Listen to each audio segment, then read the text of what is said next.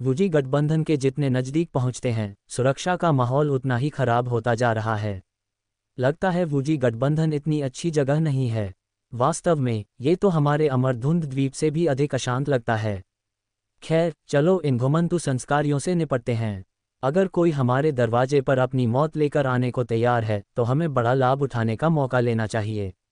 Laing युएक्सी, लिन याजू और Shane बिकियान, तीनों स्वर्ण मूल महिला साधकों ने तुरंत राघव की आवाज़ सुन ली।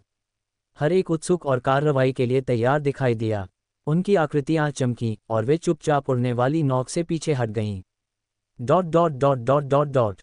उस क्षण उस सुनसान द्वीप पर अंदर के 3 स्वर्ण मूल मास्टर भी कांगलान सागर में प्रसिद्ध व्यक्ति थे, जिन्हें वो कबीले के 3 बाज के नाम से जाना जाता था। उनके नाम थे वो गोल्ड, वुमू और वो फायर। इन 3 भाइयों ने कांगलान सागर में एक गुफा में एक अवसर प्राप्त किया था, जिसके कारण वे स्वर्ण मूल मास्टर बन गए। हालांकि वे किसी भी बल में शामिल नहीं होना चाहते थे, बल्कि अपनी इच्छानुसार जीवन जीना पसंद करते थे। बड़ी मात्रा में संसाधन प्राप्त करने के लिए उन्होंने समुद्री डाकू बनने का विकल्प चुना। उन्होंने एक विशाल समुद्री डाकू समूह भी स्थापित किया, जिसे वो कबीले समुद्री डाकू के नाम से जाना जाता था। इस समुद्री क्षेत्र में वो कबीले के 3 बाज काफ़ी कुख्यात थे और वुजी गठबंधन की वांटेड सूची में शामिल थे। दुर्भाग्य से आज तक कोई भी उन्हें चुनौती देने में सक्षम नहीं हुआ था। आखिरकार वे स्वर्ण मूल मास्टर थे और सामान्य साधकों के लिए उन्हें मारना मुश्किल था। अगर नवजात शिशु पूर्वज ने कार्रवाई की तो वे जल्दी से पीछे हट जाएंगे और अस्थायी रूप से छिप जाएंगे।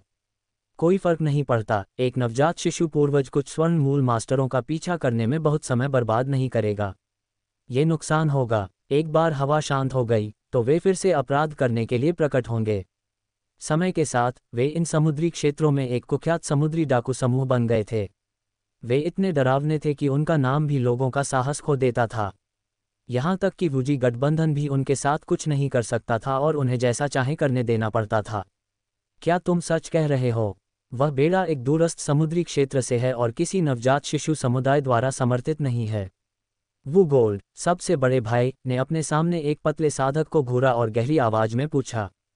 नेता को रिपोर्ट करते हुए, मेरे शब्द बिल्कुल सच हैं। वास्तव में इस बेड़े को कई समुद्री डाकू समूहों ने निशाना बनाया है। कहा जाता है कि वे एक दूरस्थ समुद्री क्षेत्र के 3 स्वर्ण मूल समुदायों से हैं। क्योंकि उनके घरों को एक राक्षस आपदा का सामना करना पड़ा, उन्हें जल्दबाजी में भागना पड़ा। उम्मीद है कि वुजी गठबंधन में बस जाएंगे। चूंकि इस बेड़े के पास 3 स्वर्ण मूल मास्टर हैं, उनकी ताकत काफ़ी प्रभावशाली होनी चाहिए। इसलिए कई घुमंतु संस्कारी जो इस बेड़े पर हमला करने की हिम्मत करते थे, मौके पर ही मारे गए। अगर हम अब कार्रवाई नहीं करते हैं, एक बार जब वे वुजी गठबंधन में प्रवेश कर जाएंगे तो हमें दूसरा मौका नहीं मिल सकता है। एक पतले साधक ने आत्मविश्वास से दावा किया। उसने 6 महीने पहले अचानक प्रकट होने वाले इस बेड़े की जांच की थी। आखिरकार इस समुद्री क्षेत्र ने पहले कभी ऐसा अजीब बेड़ा नहीं देखा था। इसने स्वाभाविक रूप से कई साधकों की जिज्ञासा जगाए। यहाँ तक कि कुछ साधकों ने जानबूझकर राघव और अन्य लोगों से व्यापार करने और जानकारी इकट्ठा करने के लिए संपर्क किया। ऐसा लगता है कि यह बेड़ा वास्तव में एक कठिन नट है। 3 स्वर्ण मूल मास्टर, हजारों साधक, 30 उड़ने वाली नौकाएं, वास्तव में एक प्रभावशाली बल है। अगर हम सावधान नहीं रहते हैं तो हमारी पूरी टीम मिटा दी जा सकती है और दुश्मन द्वारा मार दी जा सकती है। वुमू ने गहरी आवाज में कहा। उनकी आंखों में सतर्कता का एक संकेत दिखाई दिया।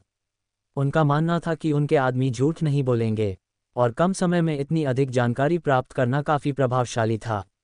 बड़े भाई, दूसरे भाई, मुझे लगता है कि हम ये कर सकते हैं। सिर्फ 3 महिला स्वर्ण मूल साधक, भले ही वे स्वर्ण मूल के अंतिम चरण में हों, वे वो कबीले के 3 बाज के लिए कोई मुकाबला नहीं है। मत भूलिए, हमें उस गुफा से एक रहस्यमय तलवारबाजी विरासत में मिली थी। ये हमें 3 वो भाइयों को एक ही आत्मा साझा करने, एक दूसरे को पूरी तरह से समझने और एक तलवार सरणी बनाने की अनुमति देता है। एक बार तलवार सरणी व्यवस्थित हो जाने पर स्वर्ण मूल के अंतिम चरण के साधक भी हमारे द्वारा मारे जा सकते हैं। मैं मानता हूं कि इसमें जोखिम की एक निश्चित डिग्री है, लेकिन भाग्य बहादुरों का साथ देता है। अगर हम सफल होते हैं तो हम एक महान भाग्य बना लेंगे। शायद जब तक हम स्वर्ण मूल के अंतिम चरण तक नहीं पहुंच जाते, तब तक हमें इस खतरनाक व्यवसाय में संलग्न होने की आवश्यकता नहीं होगी। वो फायर ने अपनी मुट्ठी भींची। उनके शरीर से एक तीव्र हत्या की औरा निकल रही थी। ये स्पष्ट था कि उनकी मजबूत हत्या का इरादा था। यहाँ तक कि यह जानते हुए कि दुश्मन स्वर्ण मूल के अंतिम चरण में हो सकता है, वह निडर था और लड़ना चाहता था। इसी कारण से उनकी तलवारबाजी आग्नेयास्त्र की तरह शक्तिशाली थी, भयंकर और हिंसक। अक्सर तलवार साधक जिनका साहस उनके मुकाबले नहीं था, उनकी तलवार से सिर कलम कर दिए जाते थे और वे उच्च स्तर पर भी चुनौती दे सकते थे। उस मामले में यह अनुचित नहीं है। एक दूरस्थ द्वीप से स्थानांतरित हो रहे 3 स्वर्ण मूल समुदाय। कोई कल्पना कर सकता है कि वे कितने खजाने ले जा रहे होंगे। निश्चित रूप से उन्होंने अपने समुदायों से सब कुछ ला रखा होगा। अगर हम सफल होते हैं तो हम रातों रात अमीर बन जाएंगे। भले ही हम असफल हो जाएं, यह कोई बड़ी बात नहीं है। हमारी क्षमताओं के आधार पर भले ही हम उन्हें मार नहीं सकते, हम सुरक्षित रूप से पीछे हट सकते हैं। वे संभवतः हमें नहीं मार सकते। सबसे महत्वपूर्ण बात, वे दूरस्थ समुद्री क्षेत्रों के स्वर्ण मूल समुदाय हैं। उनकी कोई पृष्ठभूमि नहीं है। हमें उन्हें नाराज करने पर भी प्रतिशोध की चिंता करने की आवश्यकता नहीं है। वू मू ने अपनी ठोड़ी को सहलाया। उन्हें अपने सबसे छोटे भाई के शब्द काफी उचित लगे। आखिरकार इतनी बड़ी मोटी भेड़ शायद ही कभी दिखाई देती है। इस समुद्री क्षेत्र में अधिकांश बड़े बेड़े की पृष्ठभूमि में एक नवजात शिशु शक्ति होती है, जिससे उन्हें छूना असंभव होता है। उनमें से किसी को भी नाराज करना मौत का रास्ता होगा।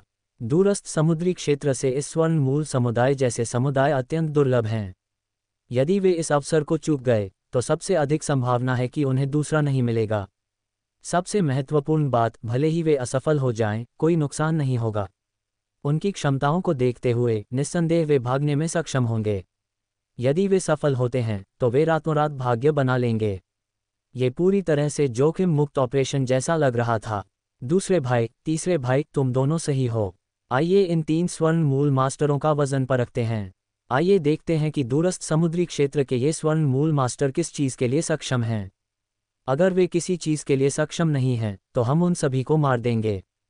किसी को भी नहीं छोड़ा जाएगा।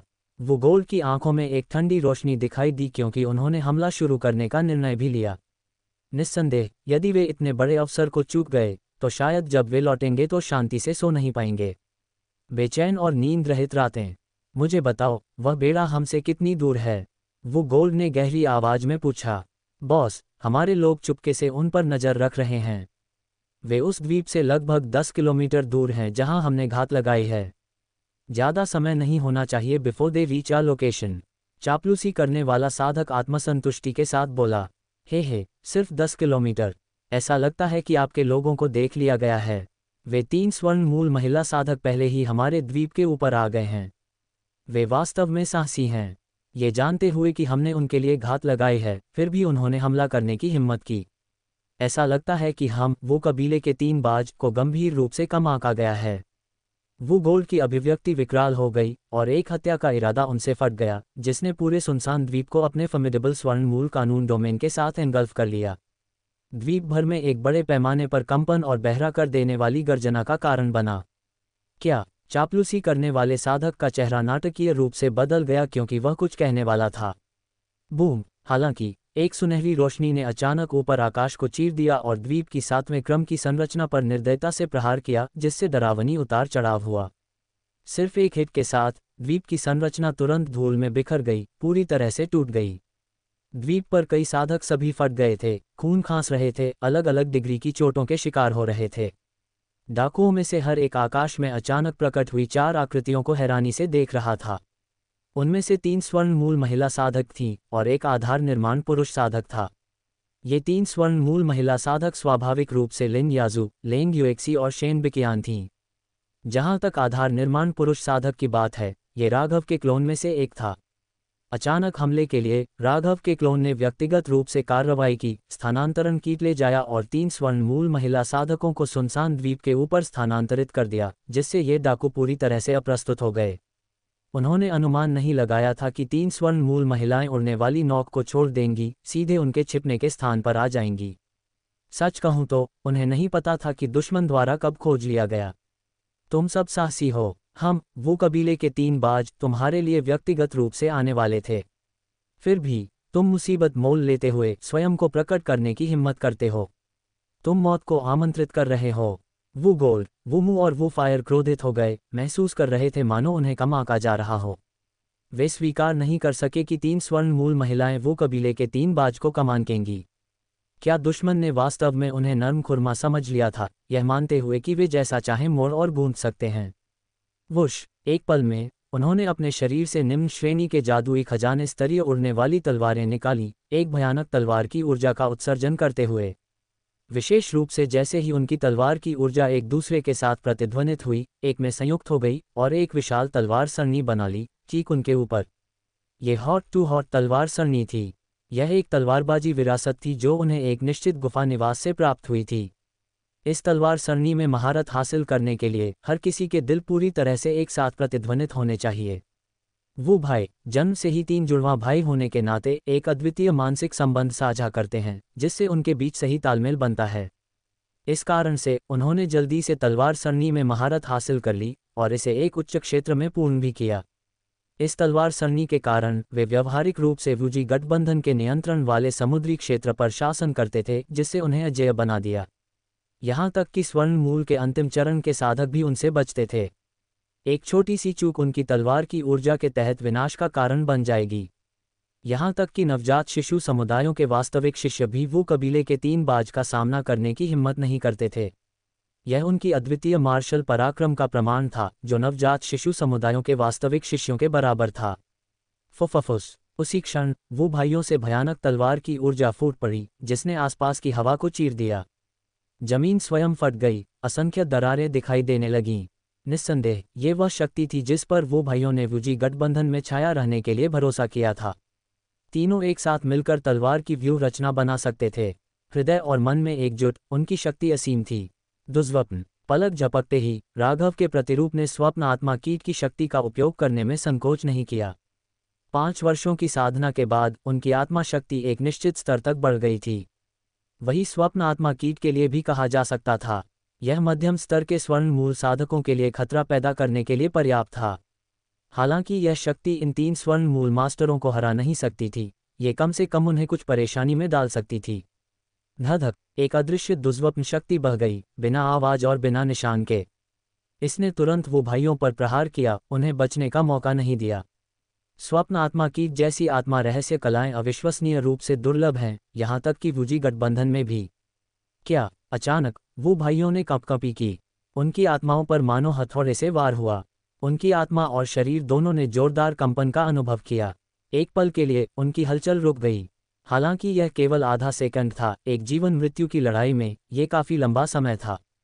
फुफफुस, अगले ही पल राघव के प्रतिरूप ने श्वेता का बायां हाथ पकड़ा, स्थानांतरित हुआ, टिमटिमाते हुए तुरंत वो भाइयों के पीछे प्रकट हुआ। ये सबसे घातक प्रहार था जिससे बचाव करना असंभव था। आखिरकार स्थानांतरण की शक्ति कम से कम एक नवजात शिशु पूर्वज से ही अपेक्षित है। अब स्वर्ण मूल स्तर की लड़ाई में उपयोग किया जाना ये बिल्कुल अतिरिक्तपूर्ण था। चाहे वो भाइयों ने कितनी भी कल्पना की हो, वे कभी भी स्थानांतरण करने में सक्षम स्वर्ण मूल मास्टर की कल्पना नहीं कर सकते थे। वे इसलिए पूरी तरह से अप्रस्तुत थे। तायीन आत्मा अग्नि श्वेता, जो पिछले 5 वर्षों में राघव के साथ सामंजस्य स्थापित कर चुकी थी, वो गोल्ड के पीछे स्थानांतरित हो गई। उसके कोमल हाथ ने वो गोल्ड के शरीर पर एक हथेली से प्रहार किया। फुफफुस, अचानक तायीन आत्मा अग्नि की शक्ति फूट पड़ी, वो गोल्ड के शरीर में भर गई। अहह, वो गोल्ड मदद नहीं कर सका और उसने एक लंबी दर्दनाक चीख निकाली। वह एक भयानक आत्मा अग्नि को अपने शरीर में घुसते हुए और फिर अंदर भयंकर रूप से जलते हुए महसूस कर सकता था। साधना संसार के शीर्ष 10 यातनाएं भी इसकी तुलना नहीं कर सकते। उसने एक असहनीय दर्द महसूस किया जिसने उसे संघर्ष करने में असहाय छोड़ दिया। सौभाग्य से दर्द केवल 1 सेकंड तक चला। मुश्किल से 1 सेकंड बीता था कि उसका पूरा शरीर तायीन आत्मा अग्नि द्वारा राख में बदल गया, बिना किसी निशान के गायब हो गया। बड़े भाई, इस समय तक बचे हुए वो भाइयों वूमू और वूहुओ ने आश्चर्य से फैली आंखों से देखा। उन्होंने भय के साथ देखा कि कैसे उनके सबसे बड़े भाई को आत्मा अग्नि द्वारा जिंदा जला दिया गया। उन्होंने एक ऐसा दर्द महसूस किया जो उन्होंने पहले कभी अनुभव नहीं किया था। वे सदियों से साधना संसार में मनमाने ढंग से घूम रहे थे और कभी भी इतना दुखद नुकसान नहीं उठाया था। पलक झपकते ही उन्होंने एक भाई खो दिया था। दुर्भाग्य से उनकी कड़वाहट लंबे समय तक नहीं चली। उसी समय मुदिता और जया ने भी अपनी चाल चली। ईथर लकड़ी शेनलेई, मुदिता एक उत्कृष्ट जादुई हथियार गोल्ड थंडर बांस को पकड़े हुए ने इसे ईथर लकड़ी शेनलेई से भर दिया और वो मुंह पर अपनी पूरी ताकत से प्रहार किया। एक धमाके के साथ वुमू को संघर्ष करने का मौका भी नहीं मिला और वह तुरंत मारा गया, कोयले का एक टुकड़ा बन गया। Golden Xiao Divya Prakash. जया ने भी वही किया, उत्कृष्ट जादुई हथियार गोल्डन जियाओ कैंची को पकड़े हुए।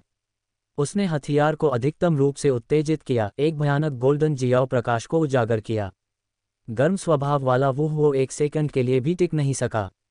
एक पल में वह 2 में विभाजित हो गया, बीच में फट गया, हर जगह खून छिटक गया, जमीन को गीला कर दिया।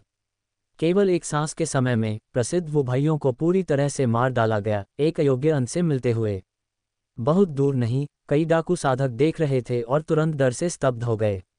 ये कैसे संभव है? प्रसिद्ध वो भाइयों को बस इस तरह मार डाला गया। ये 3 स्वर्ण मूल महिलाएं कौन हैं? वे इतनी डरावनी कैसे हो सकती हैं? वो भाइयों ने इस बार एक लोहे की प्लेट को लात मारी होगी।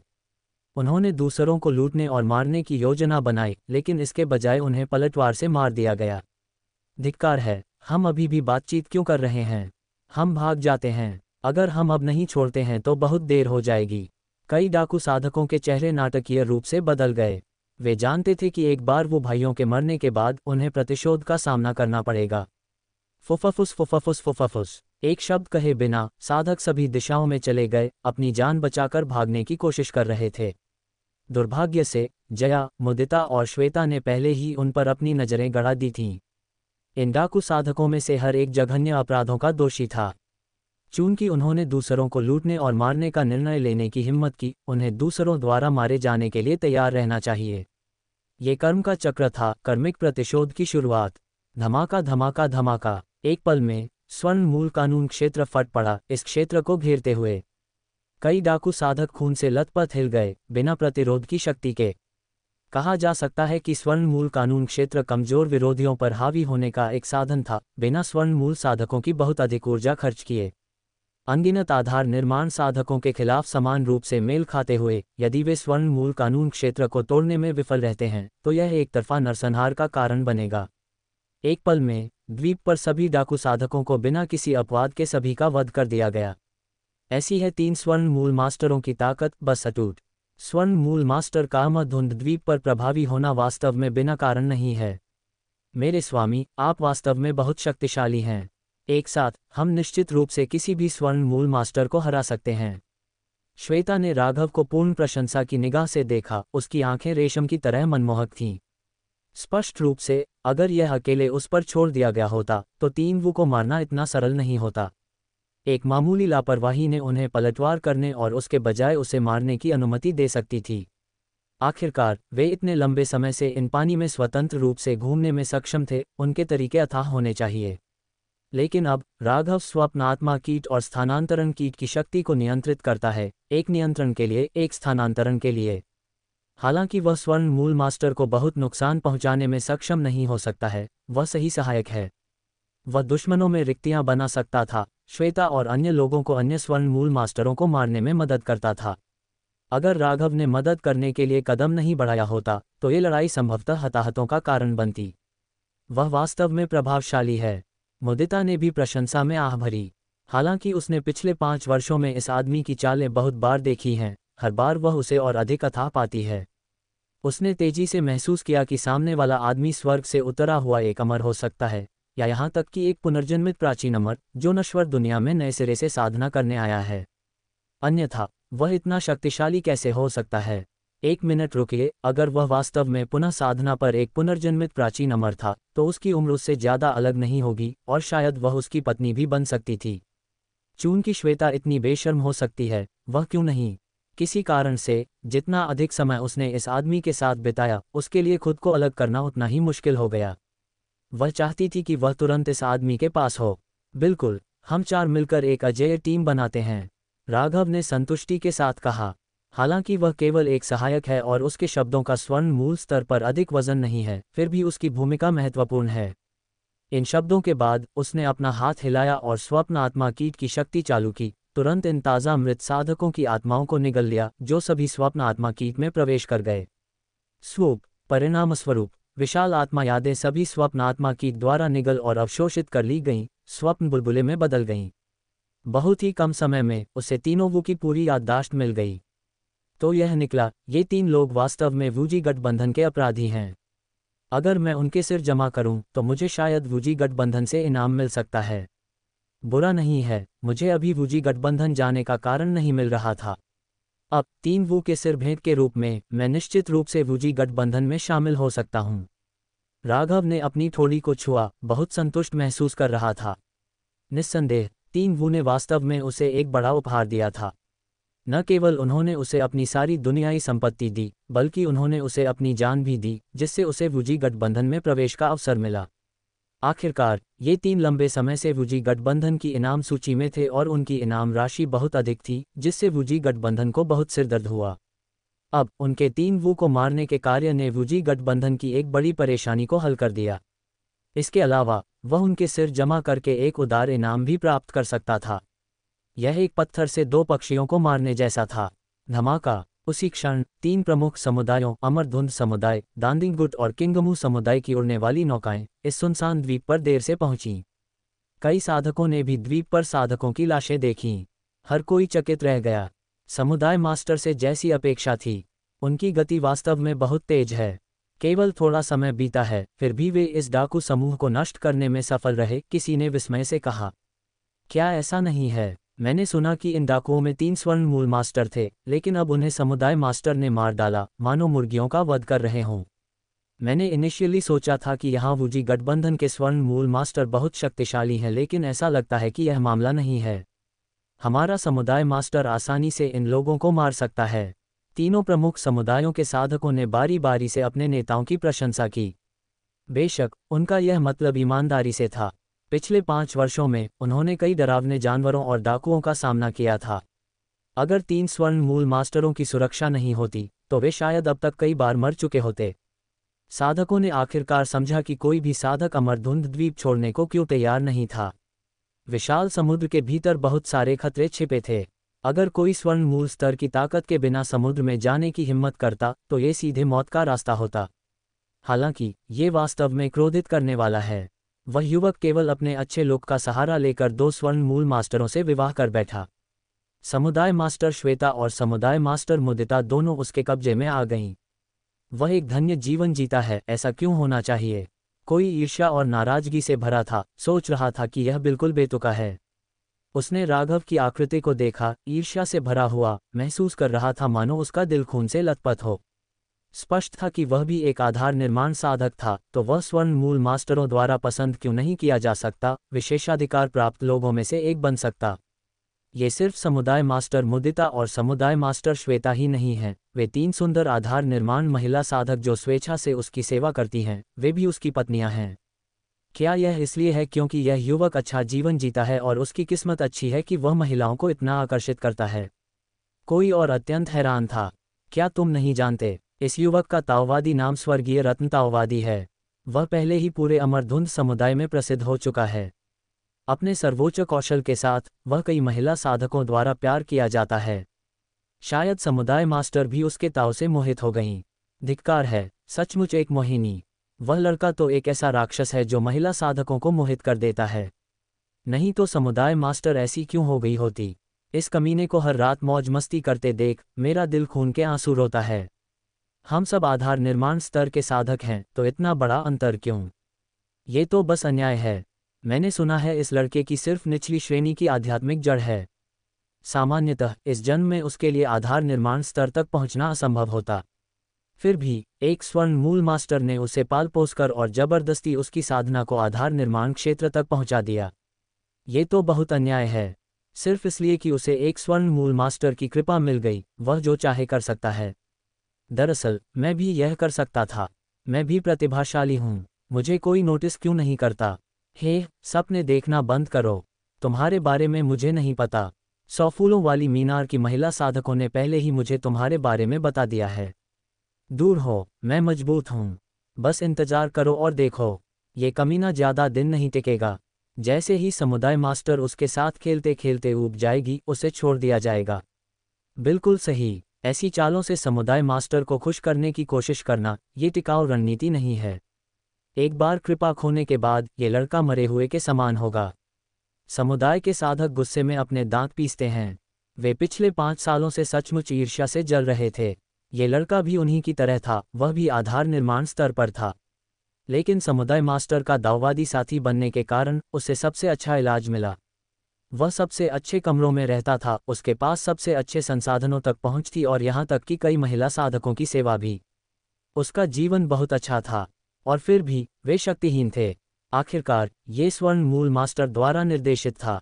उनकी असंतुष्टि क्या कर सकती थी? क्या तुम्हें लगता है कि मुदिता समुदाय मास्टर भी इस आदमी के प्यार में पड़ जाएगी?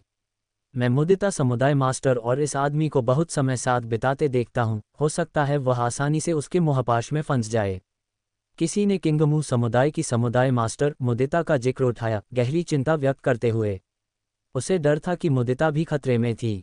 जल्द ही वह आदमी तीनों स्वर्ण मूल महिला साधकों से विवाह कर लेगा, तीनों प्रमुख समुदायों को एक कर देगा।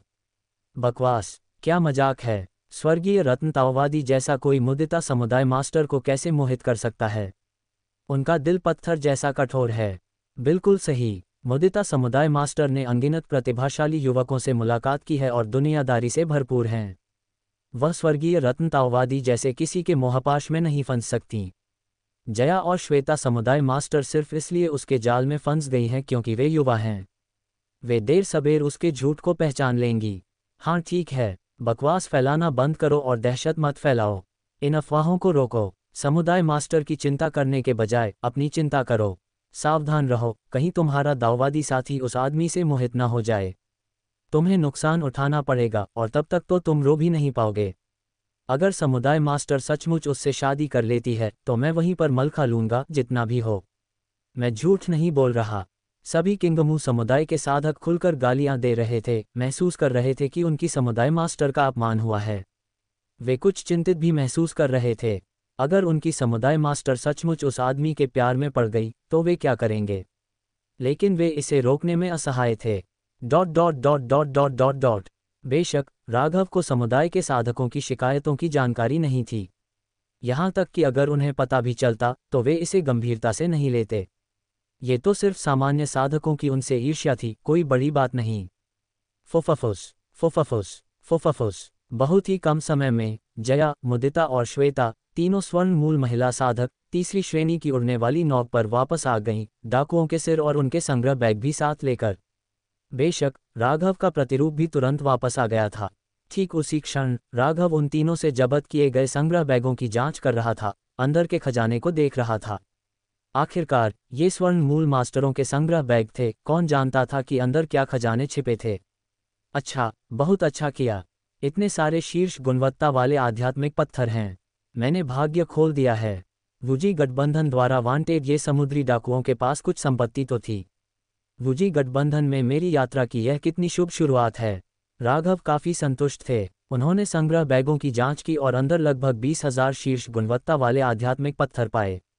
ये काफी आश्चर्यजनक राशि थी जिसके बदले में कई खजाने खरीदे जा सकते थे। ये समुद्री डाकू इस समुद्री क्षेत्र में मनमाने ढंग से घूम रहे थे और भगवान ही जानता है कि अब तक उन्होंने कितने साधकों को मार डाला था। हालांकि अधिकांश आध्यात्मिक पत्थर विभिन्न गोलियों और आध्यात्मिक औषधियों को खरीदने में उपयोग किए गए थे, फिर भी उनके पास बहुत सारे बचे थे। बेशक वुजी गठबंधन ने उन तीनों पर इनाम घोषित किया था, जिसमें से प्रत्येक 10,000 शीर्ष गुणवत्ता वाले आध्यात्मिक पत्थर के लायक था।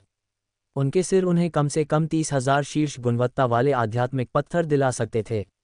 ये वास्तव में एक अप्रत्याशित लाभ था, लेकिन आध्यात्मिक पत्थर ही वह सब नहीं थे जिसमें उनकी रुचि थी। जिसे वे सबसे अधिक महत्व देते थे वह तीनों की विरासत और गुप्त तकनीकें थीं। यही कारण था कि तीनों वुजी गठबंधन क्षेत्र में तबाही मचा सकते थे। दिलचस्प, तो क्या ये कुख्यात तीनों की शक्तिशाली तलवारबाजी विरासत है? आत्मा गैंडा तलवार कौशल एक नवजात शिशु पूर्वज से आया था, कम से कम 5वें चरण की तलवारबाजी तकनीक। आप इसे देवता रूपांतरण तक अभ्यास कर सकते हैं, और एक हॉट टू हॉट तलवार सरनी जो उन्हें और भी अधिक शक्तिशाली बनाती है। राघव ने अपनी थोड़ी को सहलाया क्योंकि उन्होंने संग्रह बैगों से 2 विरासतें निकालीं। वे तलवारबाजी विरासतें थीं जो तीनों को एक नवजात शिशु गुफा के अंदर मिली थीं। यह आत्मा गैंडा तलवार कौशल अत्यंत गहन था।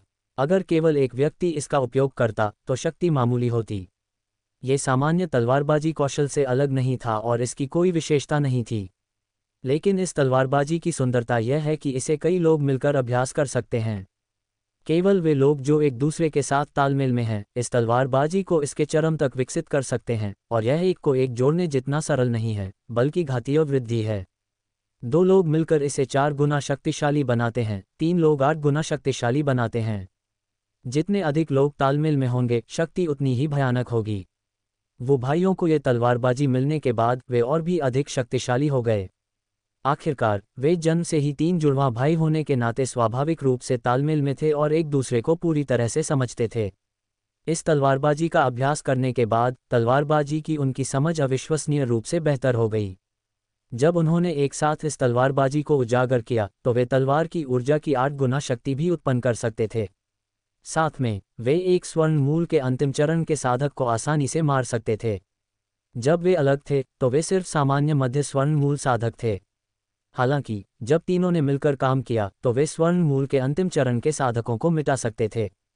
उनकी युद्ध शक्ति तेजी से बड़ी और भयानक रूप से असीम थी।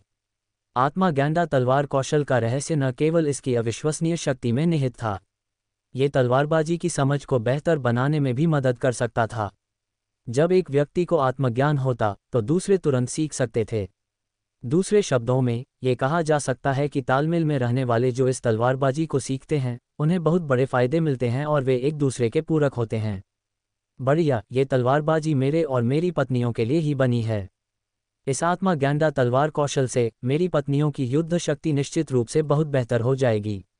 राघव बहुत खुश थे। ऑब्सेशन कीट के प्रभाव में उनका जया, श्वेता, मुदिता, जया और श्वेता के साथ पहले से ही गहरा संबंध था। वे जितना हो सके उतने करीब थे।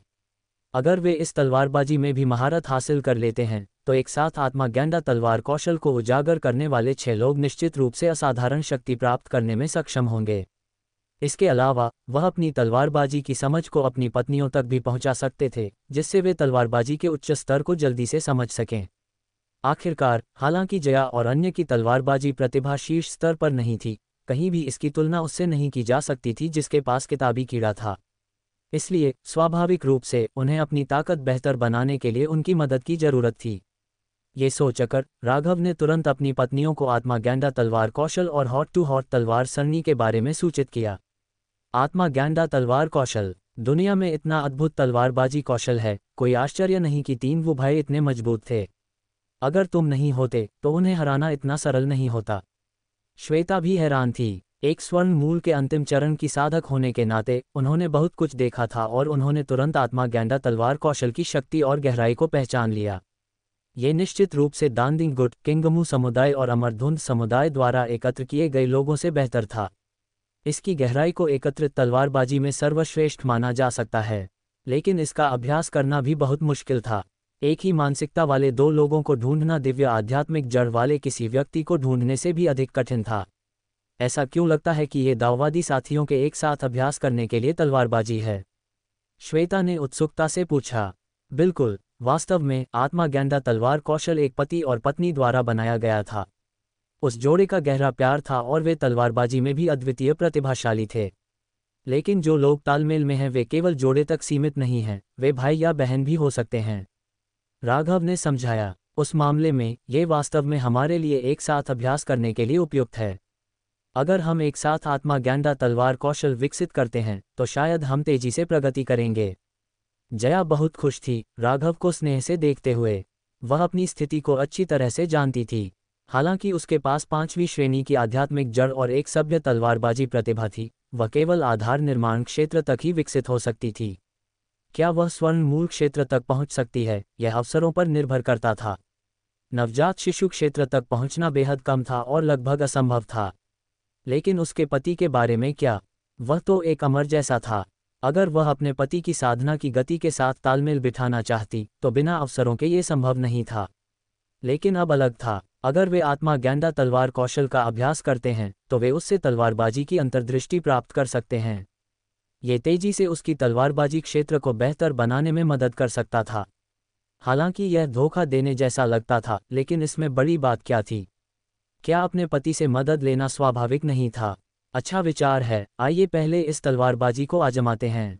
राघव ने आत्मा गैंडा तलवार कौशल और हॉट टू हॉट तलवार सरणी की सारी विरासत या रिकॉर्ड को किताबी कीड़े के साथ निगल लिया, फिर थोड़ा इशारा किया इन विरासत यादों को अपनी पत्नियों की चेतना के सागर में डालते हुए।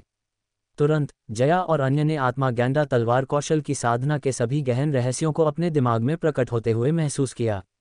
एक दिन बाद वुजी गठबंधन के समुद्री क्षेत्र के निकट एक सुनसान द्वीप की चोटी पर अमरधुंध समुदाय और 2 अन्य प्रमुख समुदायों के साधक अस्थायी रूप से यहाँ आराम कर रहे थे। आखिरकार वे लगातार बिना रुके उड़ नहीं सकते थे। कभी कभी उन्हें पानी, भोजन और विभिन्न आपूर्तियों को फिर से भरने के लिए किसी द्वीप पर रुकने की आवश्यकता होती थी। खासकर जब वे वुजी गठबंधन के करीब पहुंच रहे थे, उन्हें ये सुनिश्चित करने की आवश्यकता थी कि वे शीर्ष स्थिति में हैं। कोई नहीं जानता था कि आगे क्या होने वाला है। उस क्षण एक सुनसान द्वीप की एक पहाड़ी की चोटी पर कई आकृतियां तलवारबाजी का अभ्यास कर रही थीं। वे जया, मुदिता, श्वेता, जया और श्वेता थीं, साथ में राघव और अन्य लोग। धमाका। उस क्षण राघव के नेतृत्व में, हालांकि वे 5 व्यक्ति थे, वे एक के रूप में चलते थे, चाहे आगे बढ़ना, पीछे हटना, बाएं या दाएं चलना हो। ऐसा लग रहा था कि उस क्षण उनके बीच एक टेलीपैथिक संबंध था और वे एक अदृश्य हृदय बल से एकजुट थे। उनके चारों ओर केंद्रित होकर उन्होंने एक विशाल तलवार सरणी बनाई। कई किलोमीटर की त्रिज्या इस तलवार सरणी से ढकी हुई थी। बांग। अगले ही पल एक तलवार का प्रहार और 6 ने एक साथ हमला किया, अपनी तलवार की ऊर्जा को एक भयानक तलवार की रोशनी में जोड़कर, जिसने दूर के समुद्र पर जोरदार चोट की। पूरा समुद्र 2 भागों में विभाजित हो गया प्रतीत होता था, जिससे विशाल लहरें उठीं, जिसने तूफान में सब कुछ निगल लिया। इस तलवार की शक्ति प्रदर्शित हुई, यहाँ तक कि स्वर्ण मूल के अंतिम चरण का साधक भी तुरंत मारा जाएगा, उसकी आत्मा गायब हो जाएगी। क्या यह आत्मा गैंडा तलवार कौशल है? ये हमारे 6 शरीरों की तलवार की ऊर्जा को जोड़ने में सक्षम है, एक के रूप में चलता है, और इसलिए इसमें ऐसी शक्ति है, जया ने आश्चर्य से पुकारा। अब उन्होंने समझा कि 3 वो भाई अपनी मामूली योग्यता के बावजूद आत्मा गैंडा तलवार कौशल के साथ इस समुद्री क्षेत्र पर कैसे हावी हो सकते हैं। ये तलवार कौशल गहरा और अथाह था। जब तीनों हमला करते हैं तो वे एक के रूप में चलते हैं। एक हमले से वे अपने भीतर की माना और तलवार की ऊर्जा को जोड़ सकते हैं, तलवार की ऊर्जा की शक्ति को चरम सीमा तक बढ़ा सकते हैं, एक भयानक बल को उजागर कर सकते हैं। अब 6 के एक के रूप में चलने से वो भाइयों से भी अधिक बल उजागर हो सकता है। यदि वे सभी स्वर्ण मूल मास्टर होते तो एक ही हमला नवजात शिशु पूर्वज के लिए भी खतरा पैदा कर सकता था। ये केवल तलवार की ऊर्जा का संयोजन नहीं है, बल्कि अधिक महत्वपूर्ण बात यह है कि तलवारबाजी की एक दूसरे की समझ प्राप्त करना। मैं औषधि विद्या में निपुण हूँ, तलवारबाजी की मेरी समझ मामूली है। कोई यहाँ तक कह सकता है कि मैं इसके बारे में कुछ नहीं जानता, लेकिन अब मेरे पति की तलवारबाजी की समझ हासिल करके मैं दूसरे चरण की तलवारबाजी में महारत हासिल कर सकती हूँ। अब मैं एक तलवार साधक मानी जा सकती हूँ। श्वेता बहुत खुश थी। काम किए बिना कुछ हासिल करने से अधिक खुशी की कोई बात नहीं थी। उन्होंने ज़्यादा तलवारबाजी का अभ्यास नहीं किया, लेकिन आत्मा गैंडा तलवार कौशल का अभ्यास करने और अपने पति की तलवारबाजी की समझ हासिल करने के बाद तलवारबाजी की उनकी समझ तेजी से बेहतर हुई और जल्दी से दूसरे चरण की तलवारबाजी में महारत हासिल कर ली। ऐसा लगा जैसे वह तुरंत एक तलवारबाजी प्रतिभा में बदल गई हों। यही एक अकेले ये साबित करने के लिए पर्याप्त था कि आत्मा गैंडा तलवार कौशल कितना अविश्वसनीय था, जो असाधारण था और सामान्य समझ से परे था। ये केवल इतना ही नहीं है, आत्मा गैंडा तलवार कौशल का अभ्यास करने के बाद मेरी दिव्य चेतना और अधिक शक्तिशाली प्रतीत होती है। ऐसा लगता है कि मैं दुश्मन की हर हरकत को पहचान सकती हूँ, उसकी कमजोरियों को जान सकती हूँ। मैं दुश्मन का अनुमान लगा सकती हूँ। यह शायद आत्मा गैंडा तलवार कौशल की सूक्ष्मताओं में से एक है।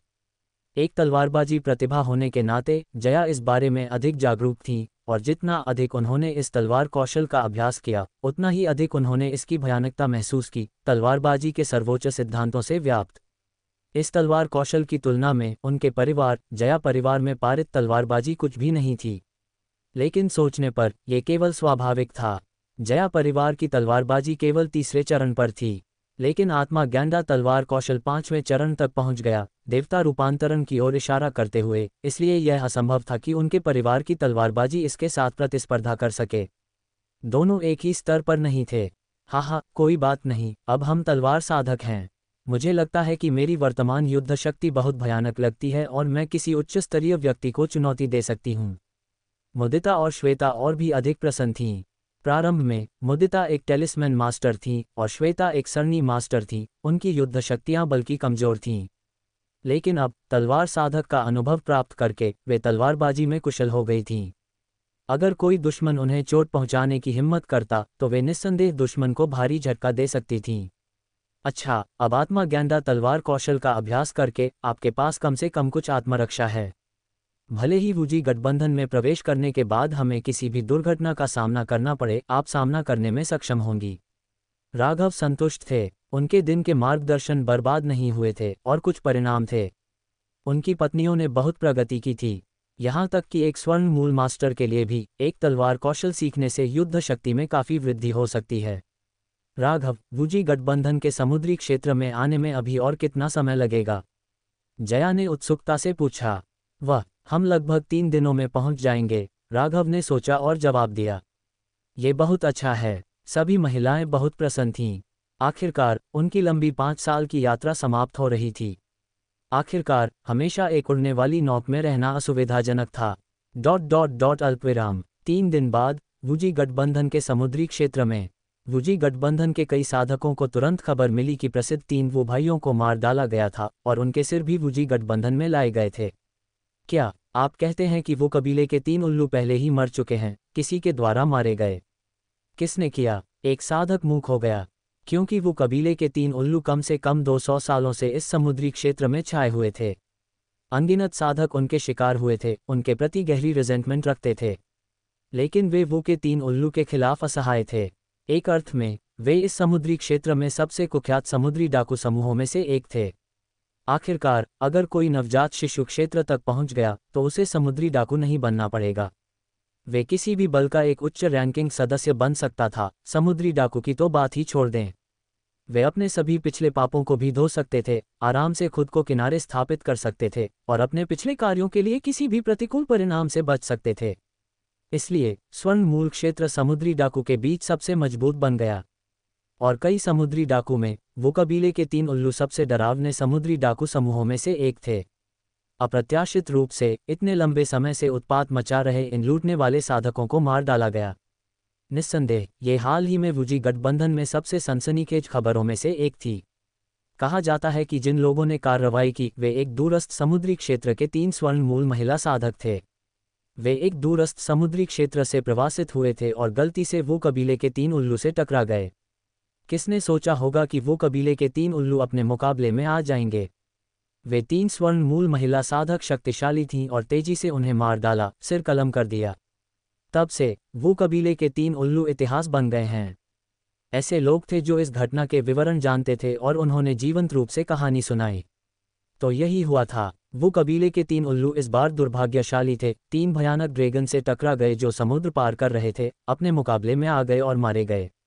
ये ठीक वैसे ही था जैसे लगातार यात्री फिसलने के लिए प्रवण होते हैं।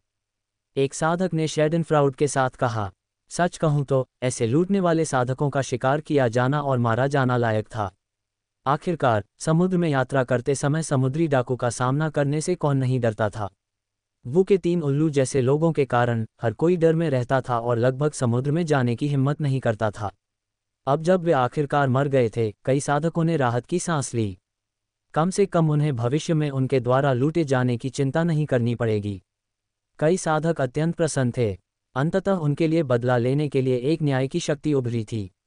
ये निस्संदेह जश्न मनाने लायक था। लेकिन क्या दूरस्थ समुद्री क्षेत्रों के स्वर्ण मूल साधक वास्तव में इतने शक्तिशाली हैं? यहाँ तक कि वो कबीले के 3 उल्लू भी उन्हें हरा नहीं सके। ये वास्तव में काफ़ी सामान्य है। आखिरकार दुनिया इतनी विशाल है कि इतने सारे प्रतिभाशाली और छिपे हुए साधक हैं। वास्तव में ऐसा लगता है कि हमारे वूजी गठबंधन में जल्द ही एक नया स्वर्ण मूल बल दिखाई देगा। ये वास्तव में एक अच्छी बात है। यह इस बात का संकेत है कि हमारा वूजी गठबंधन मजबूत हो रहा है। वूजी गठबंधन के सभी साधक अत्यंत प्रसन्न थे। जाहिर है राघव और अन्य लोगों द्वारा वो कबीले के 3 उल्लू को मारने की खबर की तुलना में अधिक सनसनीखेज थी। ये पहले ही कई साधकों के कानों तक पहुंच चुकी थी। उस समय वूजी गठबंधन के मुख्यालय वूजी द्वीप पर, निस्संदेह ये समुद्री क्षेत्र का सबसे बड़ा द्वीप था, जिसका व्यास 1.3 मिलियन किलोमीटर तक फैला हुआ था। यह अमरधुंध द्वीप से थोड़ा बड़ा था और बड़ी संख्या में मनुष्यों का निवास स्थान था। अधिक महत्वपूर्ण बात, इस द्वीप में एक शीर्ष स्तरीय 4था चरण आध्यात्मिक नस था। आध्यात्मिक ऊर्जा की समृद्धि अकल्पनीय थी। यहाँ तक कि अमरधुंध द्वीप के स्वर्णिम दिनों के दौरान भी इस वूजी द्वीप की आध्यात्मिक ऊर्जा की तुलना नहीं कर सकता था। आखिरकार अतीत का अमरधुंध समुदाय केवल एक निचली श्रेणी के 4थे चरण आध्यात्मिक नस था। जैसे ही राघव और उनके समूह ने समुद्री क्षेत्र में प्रवेश किया, वुजी गठबंधन के गार्ड तुरंत दौड़े आए। आखिरकार वे हर समय समुद्री क्षेत्र की स्थिति पर नजर रखते थे। जब राघव के 33 उड़ने वाली नौकाओं का बेड़ा इतनी भव्य गति के साथ आया तो वे इसे नोटिस करने में विफल नहीं हो सके। इसलिए राघव और अन्य लोगों का स्वागत वुजी गठबंधन के स्वर्ण मूल प्रबंधकों ने किया। खासकर जब वो के 3 उल्लू के सिर प्रकट हुए तो वुजी गठबंधन के स्वर्ण मूल प्रबंधकों का रवैया और भी उत्साही हो गया। उन्होंने सीधे राघव और अन्य लोगों को वुजी द्वीप पर वुजी गठबंधन के मुख्यालय में आमंत्रित किया। दाव मित्र जया, श्वेता और मुदिता, वुजी गठबंधन में आपका स्वागत है। आप तीनों के वुजी गठबंधन में शामिल होने से हमारी ताकत निस्संदेह काफ़ी बढ़ जाएगी। हालांकि कृपया थोड़ा इंतजार करें। मास्टर पीच ब्लॉसम को आपके मामले के बारे में सूचित किया गया है, इसलिए वह आपसे व्यक्तिगत रूप से मिलेंगी। बोलने वाले पेंग हाओ थे, वुजी गठबंधन के स्वर्ण मूल प्रबंधक। वह एक स्वर्ण मूल के अंतिम चरण के साधक थे और अत्यंत शक्तिशाली थे। वुजी गठबंधन में केवल नवजात शिशु पूर्वज ही बुजुर्ग बन सकते थे। यहाँ तक कि स्वर्ण मूल मास्टर भी केवल एक प्रबंधक का पद ही प्राप्त कर सकते थे। लेकिन फिर भी नवजात शिशु पूर्वजों के ज़्यादातर बंद दरवाजे की साधना में होने के साथ स्वर्ण मूल प्रबंधकों ने अनिवार्य रूप से वुजी गठबंधन की बागडोर संभाली और काफ़ी अधिकार रखते थे। वह जया, मुदिता और श्वेता के प्रति अत्यंत विनम्र है। आखिरकार वे तीनों मार्शल निपुणों को मारने के लिए पर्याप्त शक्तिशाली हैं, जिनमें फॉर्मिडेबल युद्ध शक्तियां हैं। ऐसी शक्ति के रूप में जिसने इन तीनों मार्शल निपुणों का कई वर्षों तक पीछा किया है, उनकी शक्ति को न जानना असंभव है। कई वर्षों तक वांटेड रहने के बावजूद उन्हें हराया नहीं जा सका। ये पर्याप्त रूप से उनकी ताकत साबित करता है। लेकिन अब ये 3 डकैती साधक जया जैसे स्वर्ण मूल महिला साधकों के हाथों अपनी जान गंवा बैठे, क्या ये कुछ साबित नहीं करता? ऐसे मजबूत व्यक्तियों के लिए वह स्वाभाविक रूप से बहुत सम्मान रखते हैं। Master peach blossom. ये सुनकर जया और अन्य लोग हैरान थे, क्योंकि वे अभी भी नए थे और वुजी गठबंधन की आंतरिक स्थिति से बहुत परिचित नहीं थे। मास्टर पीच ब्लॉसम हमारे वुजी गठबंधन में नवजात शिशु बुजुर्गों में से एक हैं। वह एक बहुत ही विशेष स्थान रखती हैं। यदि आप उनकी नज़र में आते हैं तो वुजी गठबंधन में आपकी असीम संभावनाएं होंगी। प्रबंधक पेंग हाओ ने जया को थोड़ा ईर्ष्यालु देखा। उन्हें लगता है कि वुजी गठबंधन में शामिल होने वाला ये समूह एक ही छलांग में आकाश में चढ़ने वाला है। Master peach blossom. ये सुनकर राघव ने अपनी आंखें सनकरी कर लीं। उन्हें मूल रूप से मास्टर पीच ब्लॉसम की पृष्ठभूमि के बारे में पता नहीं था। फिर भी स्वप्न आत्मा कीट द्वारा तीनों मार्शल निपुणों की आत्माओं को निगलने के बाद उन्हें मास्टर पीच ब्लॉसम की आत्मा की यादों तक पहुंच मिल गई और स्वाभाविक रूप से वुजी गठबंधन के बारे में बहुत सारी जानकारी मिल गई। विशेष रूप से ध्यान देने योग्य वुजी गठबंधन के नवजात शिशु पूर्वज के बारे में खबर है। एक स्वर्ण मूल मास्टर द्वारा इसे नज़रअंदाज नहीं किया जा सकता था। तथाकथित मास्टर पीच ब्लॉसम एक असाधारण अस्तित्व है जो वुजी गठबंधन प्रमुख की बेटी हैं, जिन्हें दिव्य आध्यात्मिक जड़ प्रतिभा के साथ वुजी गठबंधन की सबसे सुंदर महिला के रूप में प्रतिष्ठित किया गया है। वह सिर्फ 500 साल से अधिक की हैं, फिर भी वह पहले से ही एक मध्य चरण नवजात शिशु साधक हैं। निस्संदेह यदि कुछ अप्रत्याशित नहीं होता है तो यह महिला भविष्य में पूरे वुजी गठबंधन पर कमान ले सकती है, और इसी वजह से कई साधकों को मास्टर पीच ब्लॉसम की कमान में होने पर गर्व था। आखिरकार वह वुजी गठबंधन की भविष्य की प्रमुख हो सकती हैं। अब उनकी कृपा में आना भविष्य के सम्राट का पालन करने के बराबर है। जब वे सत्ता में आते हैं तो यह उनके चक्र में हर किसी के लिए भाग्य में अचानक वृद्धि होगी। भले ही नहीं, मास्टर पीच ब्लॉसम की नवजात शिशु शक्ति के साथ वुजी गठबंधन के भीतर अनियंत्रित रूप से कार्य करना संभव होगा। ये सिर्फ यह अफसोस की बात है कि मास्टर पीच ब्लॉसम को विशेष रूप से पुरुष पसंद नहीं हैं, केवल महिलाएं। इसलिए वह आमतौर पर केवल महिला साधकों को भर्ती करती हैं। इस प्रकार मास्टर पीच ब्लॉसम को जया और अन्य लोगों के बारे में पता चलने के बाद उन्होंने तुरंत बहुत रुचि प्रदर्शित की। आखिरकार इस तरह की फॉर्मिडेबल युद्ध शक्ति के स्वर्ण मूल महिला साधक काफ़ी दुर्लभ हैं। धमाका। उस क्षण ऊपर आकाश से एक गुलाबी बादल नीचे उतरा। एक अदृश्य नवजात शिशु दबाव ने 10,000 मील के एक क्षेत्र को घेर लिया, जिससे अनगिनत साधक कांप उठे। एक पल में एक मनमोहक आकृति हर किसी के सामने प्रकट हुई, मानो अनगिनत आड़ू के फूल जमीन पर गिर रहे हों, एक सुखद सुगंध छोड़ रहे हों। ये फूलों के समुद्र में कदम रखने जैसा था। Master peach blossom. अचानक वुजी गठबंधन के कई स्वर्ण मूल प्रबंधक आगे बढ़े, मास्टर पीच ब्लॉसम की ओर सम्मानजनक अभिवादन करते हुए। उनका व्यवहार इतना विनम्र था कि वे मुश्किल से अपनी नज़र उठा पाए। क्या ये मास्टर पीच ब्लॉसम है? उस समय राघव ने पलक झपकाए आखिरकार मास्टर पीच ब्लॉसम की वास्तविक उपस्थिति को देखा। यहाँ तक कि तीनों मार्शल निपुणों ने भी कभी नहीं देखा कि यह व्यापक रूप से प्रसिद्ध मास्टर पीच ब्लॉसम वास्तव में कैसी दिखती है। अब जब वह देखता है तो वह आंतरिक रूप से आह भरता है, प्रतिष्ठा वास्तव में अर्जित नहीं है। वह अविश्वसनीय रूप से सुंदर है, एक परी की तरह। भले ही उसके साथ ही दुर्लभ सुंदरताएं हैं, मास्टर पीच ब्लॉसम कम से कम बिल्कुल भी हीन नहीं है। अपनी आबनूस लंबे बालों, पतली फीनिक्स आंखों, एक सही अंडाकार चेहरे, एक शानदार लाल होंठों के सेट और बर्फ जैसी सफ़ेद त्वचा के साथ उस पर एक भी जगह नहीं थी जो सही नहीं थी। वह एक परिपक्व महिला के आकर्षक शरीर के साथ साथ पूर्ण खिलने वाली लड़की की ताज़ा और अछूती प्यारी लगती है। संक्षेप में, कोई भी स्वभाव जिसकी आप इच्छा करते हैं वह उसमें पाया जा सकता है। वह वास्तव में एक सपना प्रेमी है जो हर आदमी की कल्पना को संतुष्ट कर सकता है। कोई भी आदमी जो उसे देखता है उसके पैरों पर घुटने टेकना चाहेगा। कहा जा सकता है कि वुजी गठबंधन की नंबर 1 सुंदरता के रूप में उनकी प्रतिष्ठा अनुचित नहीं है। अगर वह एक सांसारिक राजवंश में होती तो शायद वह अपनी सुंदरता के साथ अराजकता पैदा कर सकती थी। बेशक साधना दुनिया में भी वह अंतहीन तूफानों को हिलाने में सक्षम है। बेशक मास्टर आड़ू बहार केवल अविश्वसनीय रूप से सुंदर ही नहीं थी, बल्कि एक बहुत शक्तिशाली शिशु पूर्वज भी थी जिनकी साधना अथाह रूप से उन्नत थी। भले ही उन्होंने अपनी शक्ति को दबाने की पूरी कोशिश की, उनका शिशु क्षेत्र हल्के से प्रकट होते ही मौजूद सभी साधकों पर दम घोंटने वाला दबाव डालता था, मानो कोई पहाड़ उन पर लुढ़क रहा हो। ऐसा लगता था मानो बस एक हलचल से आकाश और पृथ्वी अलग हो जाएंगे, ठीक देवता की तरह। उनका अस्तित्व कल्पना से परे था। यदि कोई स्वर्ण मूल मास्टर एक द्वीप पर शासन कर सकता है तो एक शिशु बुजुर्ग एक पूरे समुद्री क्षेत्र पर शासन कर सकता है, किसी शक्ति के शासन को 1000 साल तक बनाए रख सकता है। उनकी रोकथाम की शक्ति को समझना आसान था। कुछ मामलों में उन्हें एक स्थलीय अमर कहा जा सकता था। सही, क्या आप वे स्वर्ण मूल महिला साधक हैं जो हमारे वुजी गठबंधन में शामिल होना चाहती हैं? मास्टर आड़ू बहार की सुंदर आंखें जया, मुदिता और श्वेता पर पड़ीं।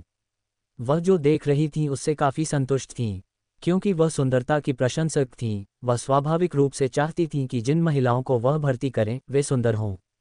अब एक नज़र में ये 3 स्वर्ण मूल महिला साधक वास्तव में असाधारण थीं, आदर्श शरीर के साथ, और उनकी सुंदरता उनसे बिल्कुल भी कम नहीं थी। वे उनकी पसंद को पूरी तरह से पूरा करती थीं। हाँ मास्टर, जया, मुदिता और श्वेता सभी ने सम्मानपूर्वक जवाब दिया। आखिरकार दूसरा व्यक्ति एक शिशु पूर्वज था, एक ऐसा व्यक्ति जिससे उनकी अमरधुंध द्वीप पर मुलाकात का कोई मौका नहीं था। अप्रत्याशित था कि जैसे ही वे वुजी गठबंधन पहुंचे, उनका सामना इतने शक्तिशाली व्यक्ति से होगा। भले ही वे स्वयं स्वर्ण मूल मास्टर थे, फिर भी उन्होंने दबाव की एक लहर महसूस की। क्या आप मेरे आड़ू बहार द्वीप में शामिल होना चाहेंगी? मास्टर आड़ू बहार ने पूछताछ की। तथाकथित आड़ू बहार द्वीप बेशक एक द्वीप था जिसे उन्होंने नियंत्रित किया था, जिसमें एक चौथे चरण की आत्मा नस थी, जिससे यह वुजी गठबंधन द्वारा नियंत्रित सबसे महत्वपूर्ण द्वीपों में से एक बन गया और संसाधनों से भरपूर था। उनके द्वारा बनाई गई शक्ति मूल रूप से सभी आड़ू बहार द्वीप पर रहती थी। बेशक यह मुख्य बात नहीं है।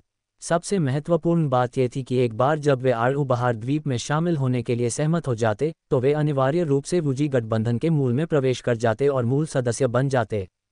उन्हें जो लाभ मिलते वे अकल्पनीय थे। हालांकि ऐसा करने में वे अपनी स्वायत्तता खो देते और अब अपनी शक्ति नहीं रख पाते। अगर हम आड़ू बहार द्वीप में शामिल होते हैं तो हमारे साथ आए लोगों का क्या होगा? जया ने पूछा। खैर, बेशक आप उन्हें वुजी गठबंधन को संभालने के लिए छोड़ देंगे। आपके अलावा बेतरतीब लोग स्वाभाविक रूप से आड़ू बहार द्वीप पर कदम नहीं रख सकते। मास्टर आड़ू बहार ने तथ्यात्मक रूप से जवाब दिया। आखिरकार उनका आड़ू बहार द्वीप उनका निवास स्थान था। वह स्वाभाविक रूप से अपने द्वीप पर शोरगुल करने वाले लोगों की एक भीड़ की अनुमति नहीं देंगी।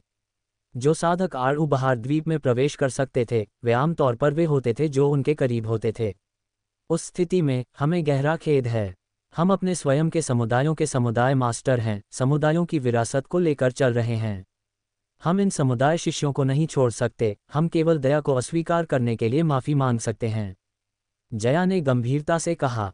हम भी ऐसा ही महसूस करते हैं। मुदिता और श्वेता ने सिर हिलाया। वे स्वाभाविक रूप से अपने स्वयं के समुदायों को भी नहीं छोड़ना चाहती थीं। आखिरकार ये बुजुर्ग और शिष्य हजारों मील चलकर वुजी गठबंधन में शामिल होने के लिए उनके साथ आए थे। वे बस उन्हें छोड़ नहीं सकते थे। वे उस तरह के लोग नहीं थे। वूजी गठबंधन के स्वर्ण मूल प्रबंधक जो मौजूद थे, सभी अविश्वास से अपनी आंखें फैलाकर जया और अन्य लोगों को देख रहे थे। उन्होंने उम्मीद नहीं की थी कि ये स्वर्ण मूल महिला साधक ऐसा विकल्प बनाएंगे। ये ध्यान रखना चाहिए कि मास्टर आड़ू बहार एक शिशु पूर्वज थी, वूजी गठबंधन की भविष्य की गठबंधन प्रमुख। यदि वे मास्टर आड़ू बहार का पालन करते तो उन्हें भविष्य में शिशु बनाने का अवसर भी मिल सकता था।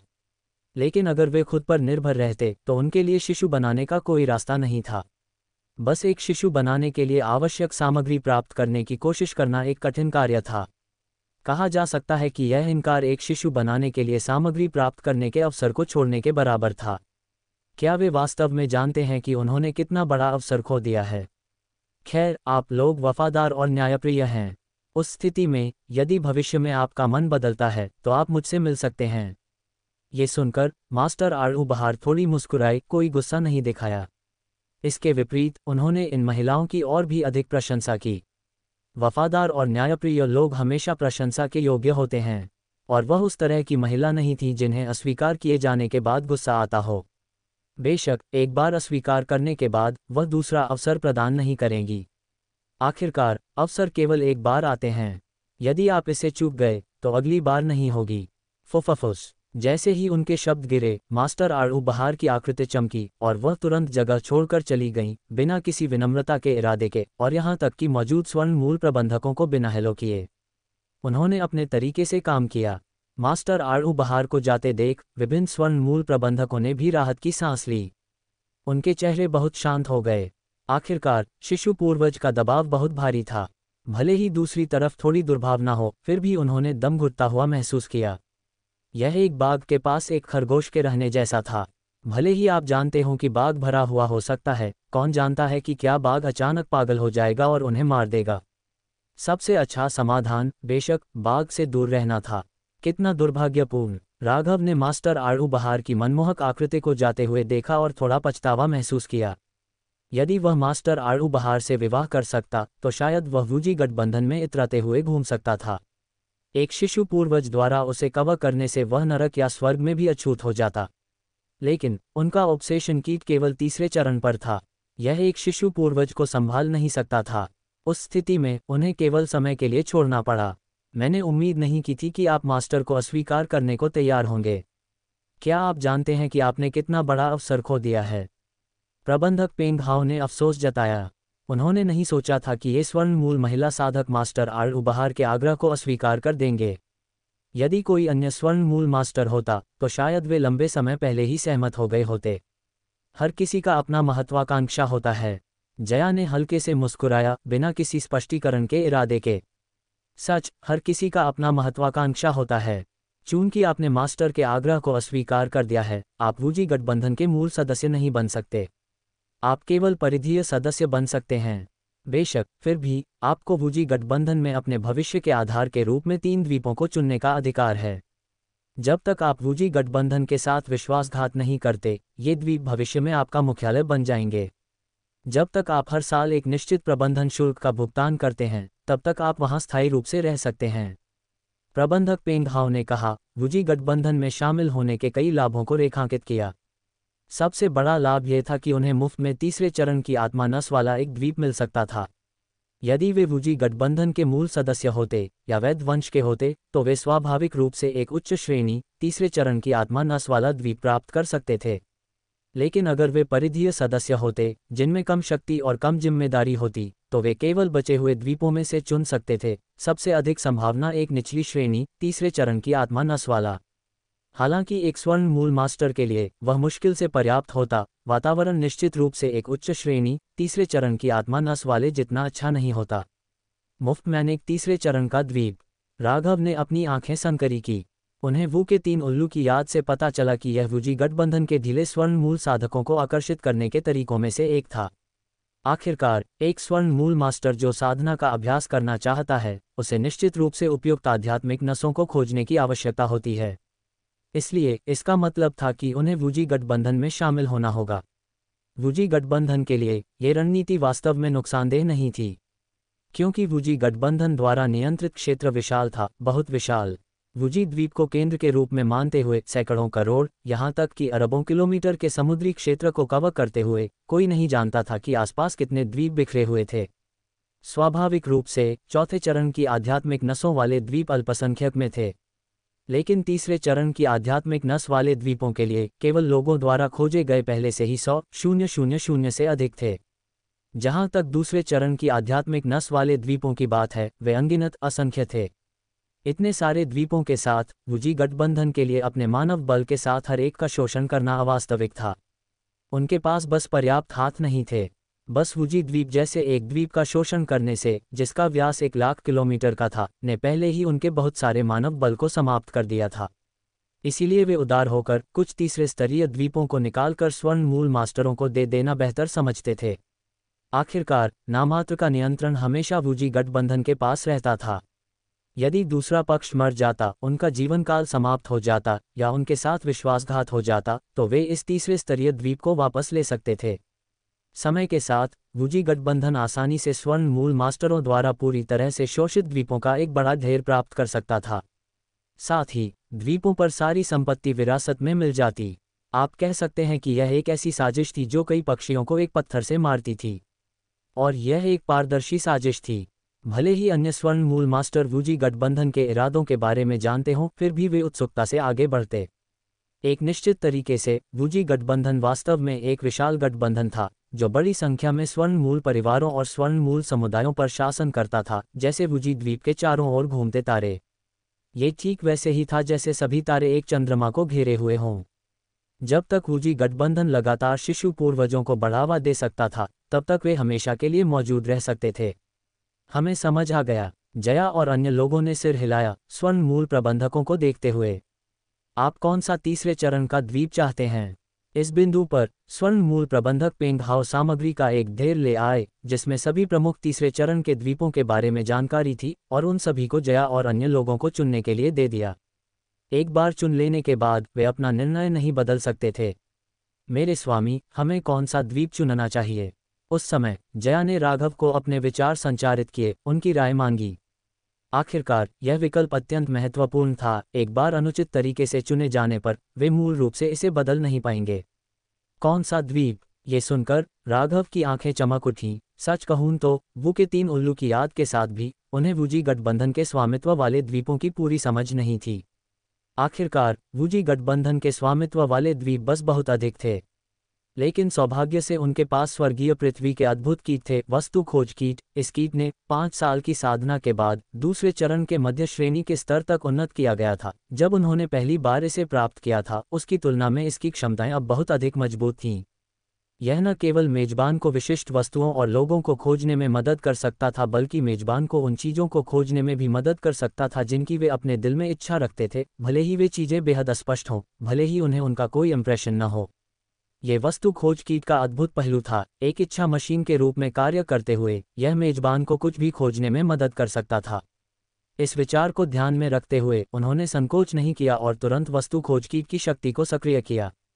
मुझे सबसे उपयुक्त द्वीप खोजने में मदद करें। राघव ने इसमें अपने विचार डाले। छप एक पल में ऐसा लगा जैसे वस्तु खोज कीट ने कुछ महसूस किया। इसकी शक्ति कर्म की एंडलेस रेखाओं में घुस गई और इसने शून्य से कुछ जानकारी तक पहुंच प्राप्त की। अगले सेकंड जानकारी का एक टुकड़ा राघव की चेतना के सागर में गहराई से डूब गया। त्रिसितारा द्वीप समूह, संदेह है कि चौथे चरण की आध्यात्मिक नसें हैं। अचानक राघव को वस्तु खोज कीट से यह जानकारी मिली। वह बहुत हैरान हुए, अपने दिल में असहनीय रूप से उत्साहित महसूस कर रहे थे। आमतौर पर वुजी गठबंधन केवल निचले स्तर के तीसरे चरण की आध्यात्मिक नसों वाले द्वीपों की पेशकश करेगा। जहां तक चौथे चरण की आध्यात्मिक नसों वाले द्वीपों की बात है, इसके बारे में सोचे भी मत। वे मूल रूप से शिशु पूर्वजों द्वारा कब्जे में थे। कम से कम वे मूल सदस्यों द्वारा कब्जे में होते और परिधीय सदस्यों को नहीं दिए जाते। लेकिन अपवाद थे। वह तब था जब ये द्वीप चौथे चरण की आध्यात्मिक नसों को छिपाते थे, जिन पर वुजी गठबंधन के सदस्यों ने भी ध्यान नहीं दिया था, और यह बहुत सामान्य था। आखिरकार आध्यात्मिक नसों की खोज वास्तव में एक कठिन कार्य थी। जितना कल्पना की गई थी उतना सरल नहीं। ये खनिजों के एक भंडार का पता लगाने के समान था। एक समृद्ध खदान ढूंढना मुश्किल था, इसलिए इसके कारण कुछ आध्यात्मिक नसें जमीन के अंदर गहराई में छिपी हुई थीं। साधकों के लिए पता लगाना असंभव था। इसलिए कुछ साधकों के पास छिपे हुए खजाने पर ठोकर खाने का अवसर था। जाहिर है, त्रिसितारा द्वीप समूह जिसे वस्तु खोज कीट ने संकेत दिया था, शायद द्वीपों की भीड़ में एक मोती था। इस विचार के साथ राघव ने तुरंत अपने विचार जया, मुदिता और श्वेता को संचारित किए। हालांकि जया और अन्य लोग नहीं जानते थे कि राघव उस द्वीप पर क्यों जाना चाहते थे, उन्हें राघव पर पूरा भरोसा था, इसलिए बिना किसी हिचकिचाहट के उन्होंने अपना विकल्प बना लिया। उन्होंने अपना विकल्प स्वर्ण मूल प्रबंधक पेंग हाओ को बताया। त्रिसितारा द्वीप समूह हमारे वुजी गठबंधन में वास्तव में द्वीपों का ऐसा समूह है। ये जगह 3 द्वीपों वाली है, उनकी आकृति तारों जैसी है, इसलिए इसे त्रिसितारा द्वीप नाम दिया गया है। उन्हें अलग अलग लकड़ी सितारा द्वीप, अग्नि सितारा द्वीप और जल सितारा द्वीप कहा जाता है। लकड़ी सितारा द्वीप पर बहुत सारी वनस्पतियां हैं, हरी भरी और फलती फूलती हैं। अग्नि सितारा द्वीप में एक तीसरे चरण की पृथ्वी अग्नि आध्यात्मिक नस है, जो इसे गोली मास्टरों की साधना के लिए बहुत अच्छा बनाती है। जल सितारा द्वीप का मामला इसलिए है क्योंकि द्वीप पर कई नदियां दिखाई देती हैं, जिसमें एक विशाल जल क्षेत्र है। इन तीनों द्वीपों का व्यास लगभग 10,000 किलोमीटर है और उनमें केवल तीसरे चरण की निचली श्रेणी की आध्यात्मिक नसें हैं। खनिज संसाधन लगभग नॉन एग्जिस्टेंट हैं, जिससे संसाधन अत्यंत दुर्लभ हैं। आध्यात्मिक नसों के अपेक्षाकृत उच्च ग्रेड के अलावा कुछ भी शानदार नहीं है। इन स्थितियों को जानते हुए क्या आप अभी भी त्रिसितारा द्वीप समूह प्राप्त करना चाहते हैं? पेंग हाओ, स्वर्ण मूल प्रबंधक, ने जानकारी को देखा और त्रिसितारा द्वीप समूह के बारे में विवरण साझा किया। वह थोड़ा हैरान थे कि दूसरे पक्ष ने त्रिसितारा द्वीप समूह इतनी जल्दी ढूंढ लिया। यहाँ तक कि एक स्वर्ण मूल प्रबंधक जैसे वह, जो पूरे वुजी गठबंधन के द्वीपों से काफ़ी परिचित थे, त्रिसितारा द्वीप समूह का पता लगाने में कुछ समय लगाएंगे। आखिरकार वुजी गठबंधन द्वारा शासित द्वीपों की संख्या इतनी विशाल थी, जो अनुमानित दसियों हजार तक पहुंच गई थी। उनके लिए हर एक द्वीप से पूरी तरह परिचित होना असंभव है। हाँ, स्वर्ण मूल समुदायों के हम तीनों को ठीक 3 द्वीपों की आवश्यकता है। वे एक दूसरे के करीब स्थित हैं, एक त्रिकोणीय स्थिति बनाते हैं, जिससे प्रमुख समुदायों के हम तीनों के लिए यात्रा करना आसान हो जाता है। हालांकि आध्यात्मिक नस का ग्रेड थोड़ा कम है, ये हमारी साधना के लिए मामूली रूप से उपयुक्त है। आखिरकार हम अभी वुजी गठबंधन पहुंचे हैं, बेहतर द्वीपों को ढूंढना अवास्तविक है। इसलिए सब कुछ विचार करने के बाद त्रिसितारा द्वीप समूह सबसे अच्छा विकल्प लगता है। जया ने हल्की सी मुस्कुराहट दी। मैं समझ गया, उस स्थिति में इसे तय मान लें। बाद में मैं आपको त्रिसितारा द्वीप समूह में ले जाऊंगा। तब से वह जगह प्रमुख स्वर्ण मूल समुदायों के आप तीनों का निवास स्थान होगी। हर साल जब तक आप संबंधित प्रबंधन शुल्क का भुगतान करते हैं, आप इन 3 द्वीपों पर रहने में सक्षम होंगे। पेंग हाओ, स्वर्ण मूल प्रबंधक, ने हल्की सी मुस्कुराहट दी और तुरंत एक निर्णय लिया। प्रारंभ में वह इन महिला स्वर्ण मूल साधकों के साथ एक अच्छा संबंध स्थापित करना चाहते थे, उन्हें एक पक्ष देकर, कुछ बेहतर द्वीपों को खोजने के लिए अपने संबंधों का उपयोग करके। लेकिन कुछ सोच विचार के बाद उन्होंने उस योजना को छोड़ने का फैसला किया। आखिरकार वे केवल परिधीय सदस्य थे। उनके द्वारा चुने गए कोई भी द्वीप निश्चित रूप से केवल तीसरे चरण की निचली श्रेणी की आध्यात्मिक नसों वाले होंगे। सभी थोड़े बेहतर द्वीप मूल सदस्यों द्वारा चुने गए थे। अन्य स्वर्ण मूल मास्टरों की बारी कहाँ होती, जब तक कि वे भविष्य में वुजी गठबंधन के लिए महत्वपूर्ण योगदान नहीं देते और उन उपलब्धियों का उपयोग बेहतर द्वीपों के लिए आदान प्रदान करने के लिए करते। अन्यथा वे बेहतर द्वीप प्राप्त नहीं कर सकते थे। आपका धन्यवाद, दाओ मित्र पेंग। जया ने सिर हिलाया। अल्पविराम 10 से अधिक दिनों के बाद पेंग हाओ के मार्गदर्शन में 3 प्रमुख समुदायों अमरधुंध समुदाय, दांदिंगगुट और किंगमू समुदाय के साधक अंततः त्रिसितारा द्वीप समूह पर पहुंचे, जो मुख्य द्वीप वुजी द्वीप से काफी दूर है। वे वस्तुतः वुजी गठबंधन द्वारा शासित क्षेत्र के बाहरी इलाके में तैनात थे। परिणामस्वरूप उन्हें त्रिसितारा द्वीप समूह तक पहुंचने से पहले लंबे समय तक उड़ान भरनी पड़ी। राघव और अन्य लोगों को लाने के बाद पेंग हाओ, स्वर्ण मूल प्रबंधक, सीधे वुजी द्वीप लौटने के लिए चले गए। ये त्रिसितारा द्वीप समूह है। ऐसा लगता है कि यह एक चुंबकीय क्षेत्र है जो प्रतिभाशाली व्यक्तियों को आकर्षित करता है और एक भौगोलिक लाभ भी प्रदान करता है। जया काफी प्रसन्न थीं। इस समुद्री क्षेत्र में 3 मुख्य द्वीपों के अलावा बिखरे हुए छोटे द्वीप भी थे, जो तारों की तरह बिखरे हुए थे। मुख्य द्वीपों का आकार, प्रत्येक का व्यास 10,000 किलोमीटर का था, काफी आश्चर्यजनक था। आखिरकार एशियाई महाद्वीप का आकार, जहां राघव अपने पिछले जन्म में स्थित थे, केवल 18,000 किलोमीटर था। 10,000 किलोमीटर का क्षेत्र एशियाई महाद्वीप के आधे से अधिक के बराबर था। अमरधुंध द्वीप जैसा एक द्वीप जिसका व्यास 1.2 मिलियन किलोमीटर का था, वास्तव में कांगलान समुद्री क्षेत्र में काफी दुर्लभ था। कम से कम एक चौथे चरण के द्वीप का यह आकार होगा। अग्नि सितारा द्वीप में एक पृथ्वी अग्नि आध्यात्मिक नस है जो हमारे दांडिंग गुट के लिए बहुत अच्छा है। चलो इस द्वीप को लेते हैं। श्वेता ने हल्की सी मुस्कुराहट दी। हमारा किंगमू समुदाय लकड़ी सितारा द्वीप लेना चाहेगा।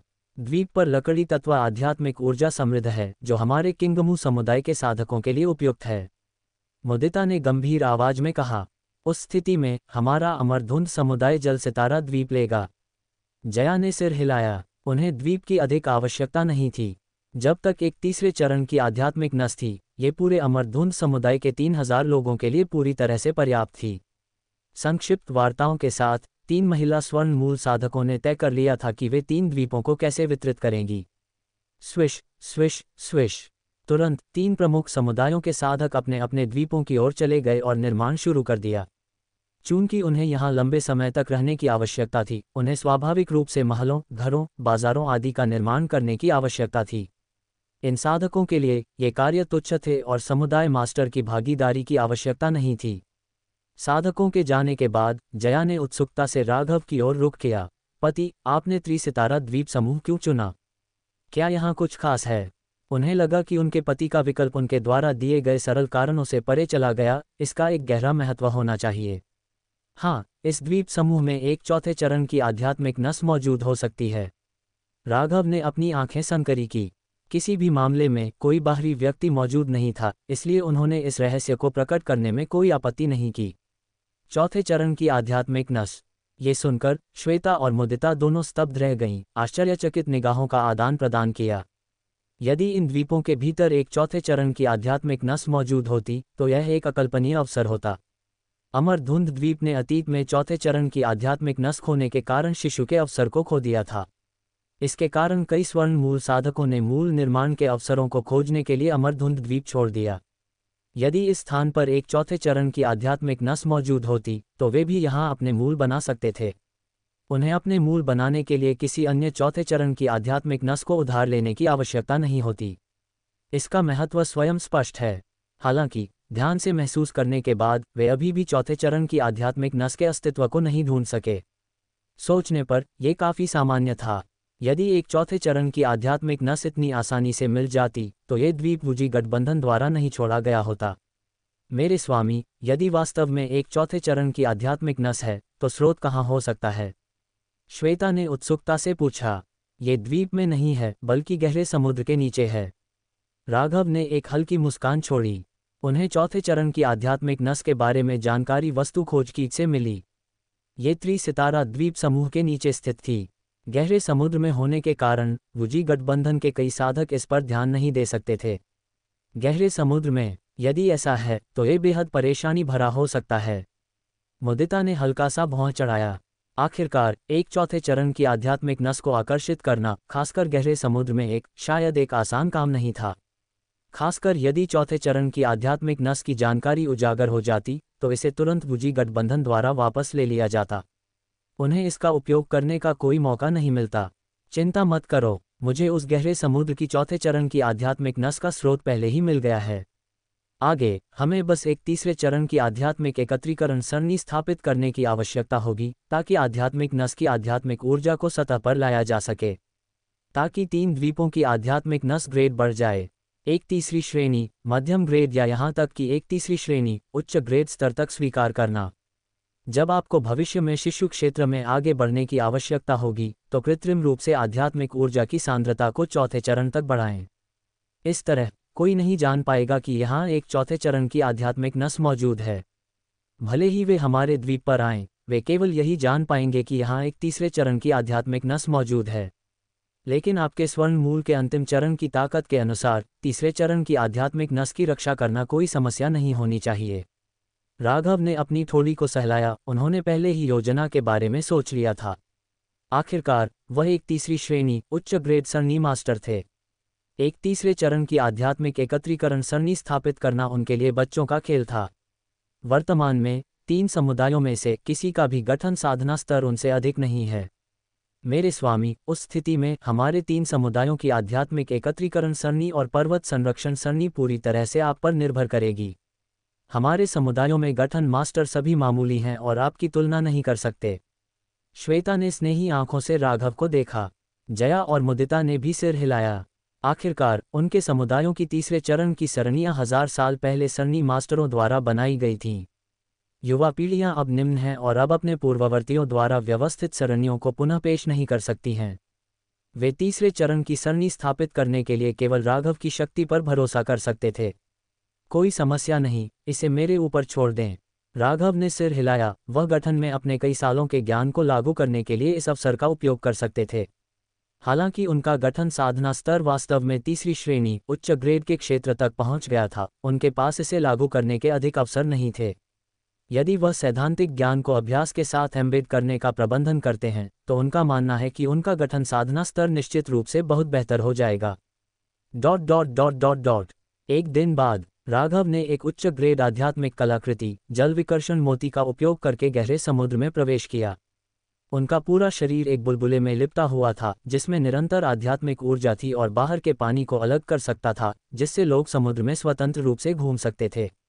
यह अमर धुंध समुदाय के कोषागार में से एक आध्यात्मिक कलाकृति थी जिसे राघव ने निकाला था। क्योंकि वह समुद्र तल में गोता लगाने जा रहे थे, समुद्र की गहराई में आध्यात्मिक नसों का निरीक्षण करने के लिए। ये वास्तव में एक चौथे चरण की आध्यात्मिक नस है, लेकिन ये केवल एक साधारण चौथी श्रेणी निम्न ग्रेड आध्यात्मिक नस नहीं है। यह एक मध्यम ग्रेड या यहाँ तक कि एक उच्च ग्रेड चौथे चरण की आध्यात्मिक नस हो सकती है। ये वास्तव में एक अवसर है, लेकिन ये काफ़ी परेशानी भरा भी है। राघव ने अपने हृदय नेत्रों को सक्रिय किया और अदृश्य हृदय शक्ति फैलाई, पूरे समुद्र तल को महसूस किया। गहरे समुद्र में कुछ पर्वत श्रृंखलाएं भी थीं और समुद्र की गहराई में एक विशाल आध्यात्मिक नस छिपी हुई थी। ये गहरे समुद्र में छिपे एक विशाल अजगर की तरह था। इसकी आध्यात्मिक ऊर्जा अकल्पनीय रूप से सघन थी। ये तीसरे चरण की आध्यात्मिक नस की तुलना में बस अतुलनीय है। क्योंकि आध्यात्मिक नस समुद्र के अंदर गहराई में छिपी हुई थी, एक मोटी बाधा द्वारा अलग की गई थी, लगभग कोई आध्यात्मिक ऊर्जा लीक नहीं हुई थी, इसलिए साधकों के लिए इसे अज्ञात करना सामान्य था। यदि वस्तु खोज की शक्ति के लिए नहीं होता तो वह भी रहस्य से अवगत नहीं होते। शायद हजारों या यहाँ तक कि दसियों हजार सालों के क्रिस्टल मूवमेंट और ज्वालामुखीय विस्फोटों की आवश्यकता होगी ताकि गहरे समुद्र की आध्यात्मिक नसें बड़ी मात्रा में आध्यात्मिक ऊर्जा उत्सर्जित कर सकें, इससे पहले कि वे दुनिया को जान सकें। लेकिन अब यह अलग है। यह आध्यात्मिक नस उनके द्वारा खोजी गई है। स्वाभाविक रूप से उन्हें इस चौथे चरण की आध्यात्मिक नस को छिपाने के लिए एक सरणी बनाने की आवश्यकता है। इस तरह भले ही एक साधक गलती से गुजरता है, वह यहाँ चौथे चरण की आध्यात्मिक नस के अस्तित्व को महसूस करने में सक्षम नहीं होगा। वह अच्छी तरह से जानते हैं कि चौथे चरण की आध्यात्मिक नस के एक्सपोजर से क्या परेशानी हो सकती है। लेकिन अगर उन्हें अपने मुंह में मांस थूकना पड़ता तो यह और भी असंभव होता। और सबसे महत्वपूर्ण बात, जब तक सरणी का उपयोग इसे छिपाने के लिए किया जाता है, कोई समस्या नहीं होगी। जब वह स्वर्ण मूल या यहाँ तक कि शिशु क्षेत्र में आगे बढ़ते हैं, भले ही चौथी ग्रेड आध्यात्मिक नस एक्सपोज्ड हो जाए, कोई भी इसके बारे में कुछ भी कहने की हिम्मत नहीं करेगा। पहले एक तीसरी श्रेणी उच्च श्रेणी की आध्यात्मिक एकत्रीकरण सरणी स्थापित करें ताकि इस आध्यात्मिक नस की आध्यात्मिक ऊर्जा से जुड़ सके। इसका एक छोटा सा हिस्सा भी 3 द्वीपों की आध्यात्मिक नसों को तीसरी श्रेणी उच्च श्रेणी तक बढ़ाने के लिए पर्याप्त है। राघव ने अपनी थोड़ी को सहलाया, सरणी की योजना के बारे में सोचना शुरू किया। उनके लिए, जिनके पास तीसरी श्रेणी उच्च श्रेणी का गठन साधना स्तर था, ये बच्चों का खेल था। इसके अलावा उन्हें किताबी कीड़े की मदद भी मिली। उन्हें एक विशाल परियोजना पर काम करने वाले इंजीनियर जैसा महसूस हुआ। ... एक और महीना बीत गया। इस दौरान राघव ने अमर धुंध समुदाय की जल सितारा द्वीप पर तीसरी श्रेणी उच्च श्रेणी की धुंध यिन यांग सरणी स्थापित करने में मदद की। अग्नि सितारा द्वीप पर उन्होंने दांदिंग गुट को तीसरी श्रेणी उच्च श्रेणी की पृथ्वी अग्नि लौ अजगर सरणी स्थापित करने में मदद की। तीसरी श्रेणी उच्च श्रेणी के सरणी मास्टर के रूप में उनकी प्रतिष्ठा तीनों प्रमुख समुदायों में गूंज उठी। कई साधक उनके प्रति अपनी प्रशंसा में ईमानदार थे। भले ही कुछ लोगों ने दावा किया कि उन्होंने अपने कौशल गलत तरीकों से प्राप्त किए थे, इनकार न करने योग्य सच्चाई उनकी ताकत थी। उस क्षण उन्होंने लकड़ी सितारा द्वीप पर तीसरी श्रेणी उच्च श्रेणी की ईथर लकड़ी शेनलेई सरणी स्थापित की। धमाका धमाका धमाका। लकड़ी सितारा द्वीप की सबसे ऊंची चोटी पर एक विशाल महल के भीतर राघव ने सरणी का अंतिम नोड स्थापित किया था। तुरंत एक विशाल सरनी बाधा ने पूरे मदर स्टार द्वीप को घेर लिया, दसियों हजार किलोमीटर के क्षेत्र को कवर करते हुए। तीसरी श्रेणी, उच्च श्रेणी की आध्यात्मिक एकत्रीकरण सरनी भी सफलतापूर्वक स्थापित कर दी गई। इसने उस पर्वत चोटी को आध्यात्मिक नस का स्रोत बना दिया जहां ये सरनी स्थापित की गई थी, और वह स्थान भी जहां आध्यात्मिक ऊर्जा सबसे सघन है। ये हो गया। राघव ने हल्के से मुस्कुराए, खुशी से भरे हुए। 3 द्वीपों पर गठन स्थापित करने के बाद उन्होंने महसूस किया कि सरनियों की उनकी समझ बढ़ गई थी। चौथी श्रेणी के सरनी मास्टर का क्षेत्र बहुत दूर नहीं लग रहा था। उन्होंने तीसरी श्रेणी की आध्यात्मिक एकत्रीकरण सरनी और दूसरी श्रेणी वाले के बीच का अंतर भी महसूस किया। सामान्य दूसरी श्रेणी की आध्यात्मिक एकत्रीकरण सरनी केवल आसपास की प्रकृति की आध्यात्मिक ऊर्जा को इकट्ठा कर सकती है। हालांकि इससे आध्यात्मिक ऊर्जा का रिसाव होगा, जिसके परिणामस्वरूप सरनी के भीतर घनत्व की कमी होगी। लेकिन एक तीसरी श्रेणी की आध्यात्मिक एकत्रीकरण सरनी अलग है। इसके द्वारा बनाए गए शक्ति क्षेत्र के कारण प्रकृति की सारी आध्यात्मिक ऊर्जा एक साथ इकट्ठा हो जाती है और बाधा के भीतर एकत्रित हो जाती है। इस तरह आध्यात्मिक ऊर्जा आसपास के वातावरण में नहीं जा सकती। इसलिए एक तीसरी श्रेणी की आध्यात्मिक एकत्रीकरण सरनी जितनी आध्यात्मिक ऊर्जा इकट्ठा कर सकती है, वह दूसरी श्रेणी वाले की तुलना में कई गुना अधिक है। दक्षता में भी काफी सुधार हुआ है। भाई राघव, किंगमू समुदाय को तीसरी श्रेणी की सरनी स्थापित करने में मदद करने के लिए धन्यवाद। अगर आपकी मदद नहीं होती तो मुझे नहीं पता कि किंगमू समुदाय का क्या होता। किंगमू समुदाय मास्टर मुदिता बहुत प्रभावित थीं। आखिरकार तीसरी श्रेणी के सरनी मास्टर को आमंत्रित करना बहुत महंगा होता। यहाँ तक कि वुजी गठबंधन में भी तीसरी श्रेणी के सरनी मास्टर को नियुक्त करने की लागत काफ़ी थी, जो किंगमू समुदाय को बहुत खाली करने के लिए पर्याप्त थी। लेकिन अब राघव ने मुफ्त में मदद की, अनगिनत संसाधनों को बचाया। यदि यह आदमी वास्तव में किंगमू समुदाय में शामिल हो सकता है तो उनकी ताकत में भी काफ़ी वृद्धि होगी। यदि वास्तव में ऐसा ही था तो शायद उसे इस आदमी को रोकने के तरीके सोचने चाहिए। आखिरकार ये किंगमू समुदाय की समुदाय मास्टर के रूप में उसकी जिम्मेदारी थी। ये सोचकर मुदिता गहराई से प्रभावित हुई, उनके गाल लाल हो गए, उनकी सुंदर आंखें प्यार से राघव को देख रही थीं। ऐसा लग रहा था कि उसका दिल एक अनियंत्रित प्यार से भरा हुआ है। उस क्षण राघव ने ऑब्सेशन कीट से निकलने वाली एक रहस्यमय शक्ति महसूस की जो उनके ऊपर से गुजरी थी। एक पल में इसने उनके पूरे शरीर को ढक लिया। उनकी आभा और मुदिता की एक हो गई प्रतीत होती थी, मानो वे पूरी तरह से एक हो गए हों। समुदाय मास्टर मुदिता, मैंने आपके किंगमू समुदाय के लिए जो तीसरी श्रेणी की सरनी स्थापित की है वह मुफ्त में नहीं आई है, राघव ने आधे रास्ते मुस्कुराते हुए कहा। मुफ्त नहीं? आप क्या चाहते हैं? मुदिता ने उत्सुकता से पूछा। क्या ये स्पष्ट नहीं है? मैं जो चाहता हूँ वह आप हैं, समुदाय मास्टर मुदिता, राघव ने जवाब दिया, क्योंकि उन्होंने उसे अपनी बाहों में खींचने के लिए आगे बढ़े। उनके राजसी चेहरे को देखकर और उनकी रानी जैसी आभा को महसूस करके उन्होंने विजय की एक जबरदस्त भावना महसूस की। इतने सालों के बाद वह आखिरकार इस गरिमामयी महिला को जीतने वाले थे। क्या तुम्हारा दिमाग खराब हो गया है? तुम क्या बकवास बात कर रहे हो? मुदिता लाल हो गई, घबराई हुई दिखाई दी। उन्हें इस क्षण लगता है कि वह एक स्वर्ण मूल मास्टर हैं, भूल गई हैं। वह अब एक असहाय युवा लड़की दिखाई दे रही थीं। किंगमू समुदाय अभी इस अपरिचित जगह पर चला गया है। यह एक ऐसा समय है जब समुदाय को बुनियादी ढांचे पर भारी खर्च करने की आवश्यकता है। समुदाय मास्टर के रूप में आपको समुदाय के संसाधनों को बचाने के लिए थोड़ी कीमत चुकाने को तैयार रहना चाहिए, राघव ने मुदिता को दृढ़ता से देखते हुए कहा। तुम नीच बदमाश, अन्य सभी शिष्यों को छोड़कर, ताकि बस तुम और मैं रह जाएं। तुमने ये सब पहले से योजनाबद्ध किया था, हमें यहाँ अकेले रखने के लिए, है ना? तुम्हें लगता है कि मैं, मुदिता, बस इस तरह हार मान लूंगी? मुदिता ने उसे घूरा, उसका चेहरा लाल हो गया। क्या तुम नहीं मानोगी? राघव ने बाहर निकलकर उसकी चिकनी ठोड़ी को धीरे से उठाया। ठीक है, समुदाय के भविष्य को ध्यान में रखते हुए मैं तुम्हारे बदमाशी को सहन करूंगी। कोई और रास्ता नहीं है। आखिरकार मैं ये समुदाय के भविष्य के लिए कर रही हूँ। लेकिन आपको कोमल रहना होगा। मुदिता का चेहरा लाल हो गया, उन्होंने कमजोरता से ये शब्द कहे मानो सभी प्रतिरोध करने की क्षमता खो दी हो। ... कुछ घंटे बाद राघव और मुदिता ने अंतरंगता के संस्कार पूरे कर लिए थे, एक हो गए थे। आप और आपके प्रेमी गहराई से प्यार में पड़ गए हैं, आपके दिल एक दूसरे के साथ प्रतिध्वनित होते हैं। ऑब्सेशन कीट आपके गहरे स्नेह के जवाब में फला फूला और एक महत्वपूर्ण विकास किया। ये तीसरी श्रेणी, उच्च श्रेणी चरण के शिखर पर पहुंच गया है। आपने स्वर्ण मूल क्षेत्र में साधना का एक निश्चित डिग्री अनुभव प्राप्त किया है। आपकी आध्यात्मिक जड़ योग्यता एक निश्चित सीमा तक सुधारी गई है। आपने दूसरे पक्ष की yin फोर्स प्राप्त की, जिससे आपकी साधना आधार निर्माण चरण के अंत में पहुंच गई। तुरंत संदेशों की एक श्रृंखला राघव की चेतना के सागर की गहराई से उभरी। ये उनके श्रम का फल थे। वह भी चुपके से हैरान थे, उम्मीद नहीं थी कि वह खुद को इस तरह से मुदिता के साथ मिला लेंगे। आखिरकार ऑब्सेशन कीट के मुदिता में प्रवेश करने को काफ़ी समय हो गया था, लेकिन कोई महत्वपूर्ण मूवमेंट नहीं हुई, क्योंकि ऑब्सेशन कीट की शक्ति मुदिता के फॉर्मिडेबल दाव दिल द्वारा दबा दी गई थी। हालांकि ये केवल एक दमन था और एक उन्मूलन नहीं था। इस प्रकार जितना अधिक समय तक दमन रहता, उतना ही तीव्र प्रकोप होता। अब जब उन्हें एक सुरक्षित निवास स्थान मिल गया है, वह अब इसे दबा नहीं सकती। स्वाभाविक रूप से मुदिता की 300 साल की साधना से युवानेन के साथ उन्हें जो लाभ मिले वे स्वयं स्पष्ट थे।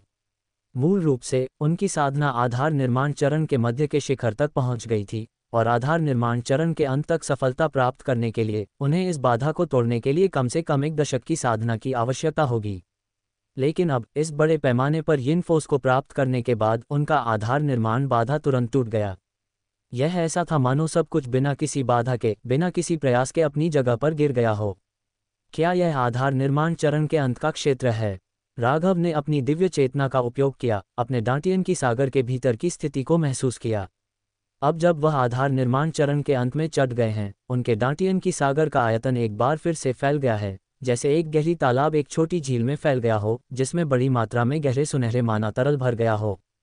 लगभग 500 बूंदें गहरे सुनहरे माना तरल की थीं, जिनमें से प्रत्येक में विशाल ऊर्जा थी।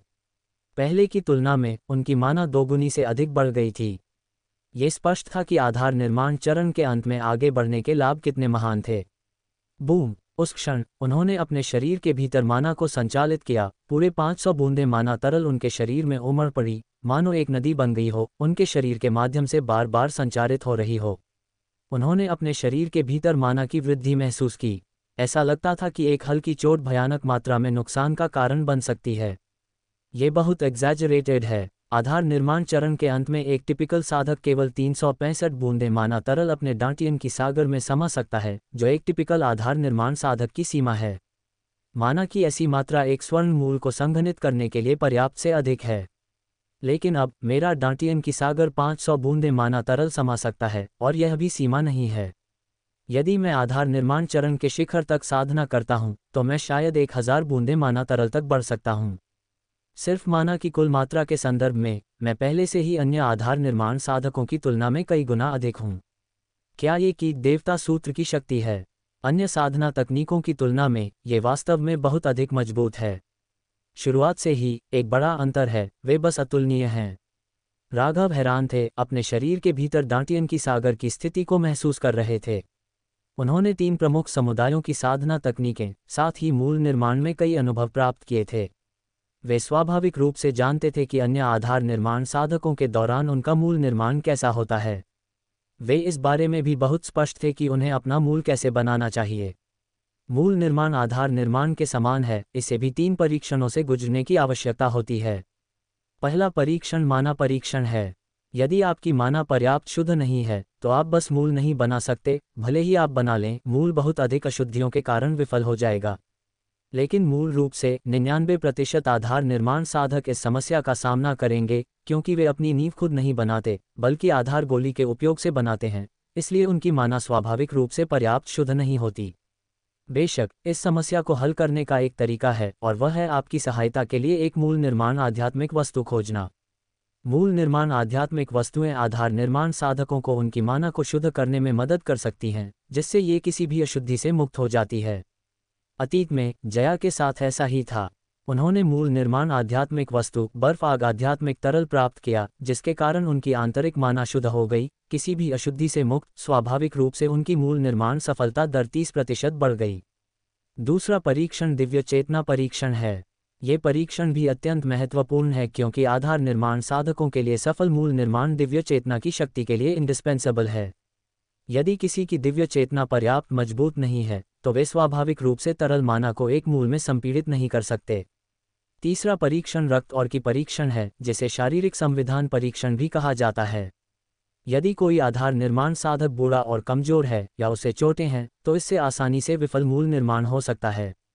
क्योंकि मूल निर्माण की माना काफ़ी शक्तिशाली है, एक बार जब यह नसों में संचारित होती है, यदि शरीर मूल निर्माण की माना के संचार का सामना करने के लिए पर्याप्त मजबूत नहीं है, तो यह स्वाभाविक रूप से नसों के टूटने और शरीर के फटने और नष्ट होने का कारण बनेगी। ये तीनों परीक्षण आधार निर्माण साधकों के लिए अत्यंत महत्वपूर्ण हैं। भले ही कोई एक भी परीक्षण पास करने में विफल रहता है, इससे विफल मूल निर्माण और उनके दाव की मृत्यु हो जाएगी। राघव ने अपनी ठोड़ी को सहलाया, पहले प्राप्त किए गए कई मूल निर्माण अनुभवों को याद किया। ये अनुभव तीनों प्रमुख समुदायों के आधार निर्माण साधकों द्वारा पीढ़ियों से पीछे छोड़े गए थे और उनका मूल्य स्वयं स्पष्ट था। ये स्वर्ण मूल शक्ति का लाभ था। पीढ़ियों के साधकों द्वारा छोड़े गए अनुभव बाद की पीढ़ियों के लिए बहुत लाभ लाते हैं, जिससे वे वही गलतियां करने से बच सकते हैं। लाभ स्वयं स्पष्ट हैं। अब उन्होंने तीनों प्रमुख समुदायों के लगभग 1000 साल के साधना अनुभव को विरासत में मिला था, दिग्गजों के कंधों पर खड़े थे। जाहिर है, एक साधक के लिए मूल निर्माण आधार निर्माण से अधिक खतरनाक है। यह एक तरफा रास्ता है। एक बार विफल होने पर माना का उत्पात होगा, फटकर मर जाएगा, लगभग इरेपरेबल। जब तक कि शरीर की रक्षा करने वाली दुर्लभ गोलियां न हो शरीर की रक्षा के लिए, अन्यथा निश्चित मृत्यु है। लेकिन मेरे लिए ये समस्याएं नहीं हैं, क्योंकि मैंने अपनी नींव खुद बनाई। मेरे शरीर के भीतर की माना में कोई अशुद्धियां नहीं हैं और अत्यंत शुद्ध है। जहां तक दिव्य चेतना और शारीरिक संविधान की बात है, इसका उल्लेख करने की आवश्यकता नहीं है। भले ही मैं स्वर्ण मूल क्षेत्र तक नहीं पहुंचा हूं, मैं पहले से ही अधिकांश स्वर्ण मूल साधकों से स्ट्रॉन्ग हूं। दूसरे शब्दों में, जब तक मेरे शरीर में माना पूर्णता की स्थिति तक पहुंच सकती है, मैं स्वाभाविक रूप से अपना मूल बना सकता हूं। राघव की आंखों में एक चमक फ्लैश्ड।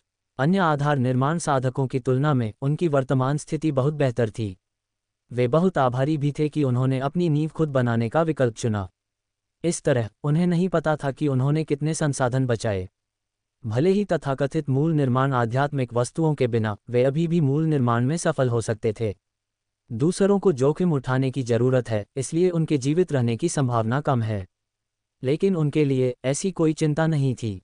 कहा जा सकता है कि उनके द्वारा उठाया गया हर कदम एक कदम आगे था। प्रीमियम आधार गोली न लेने और अपनी नींव खुद बनाने का उनका विकल्प सही था। हालांकि यदि किसी के पास भाग्य या योग्यता नहीं है, तो फिर भी आधार गोली लेना बेहतर होगा, कम से कम ये सुरक्षित है।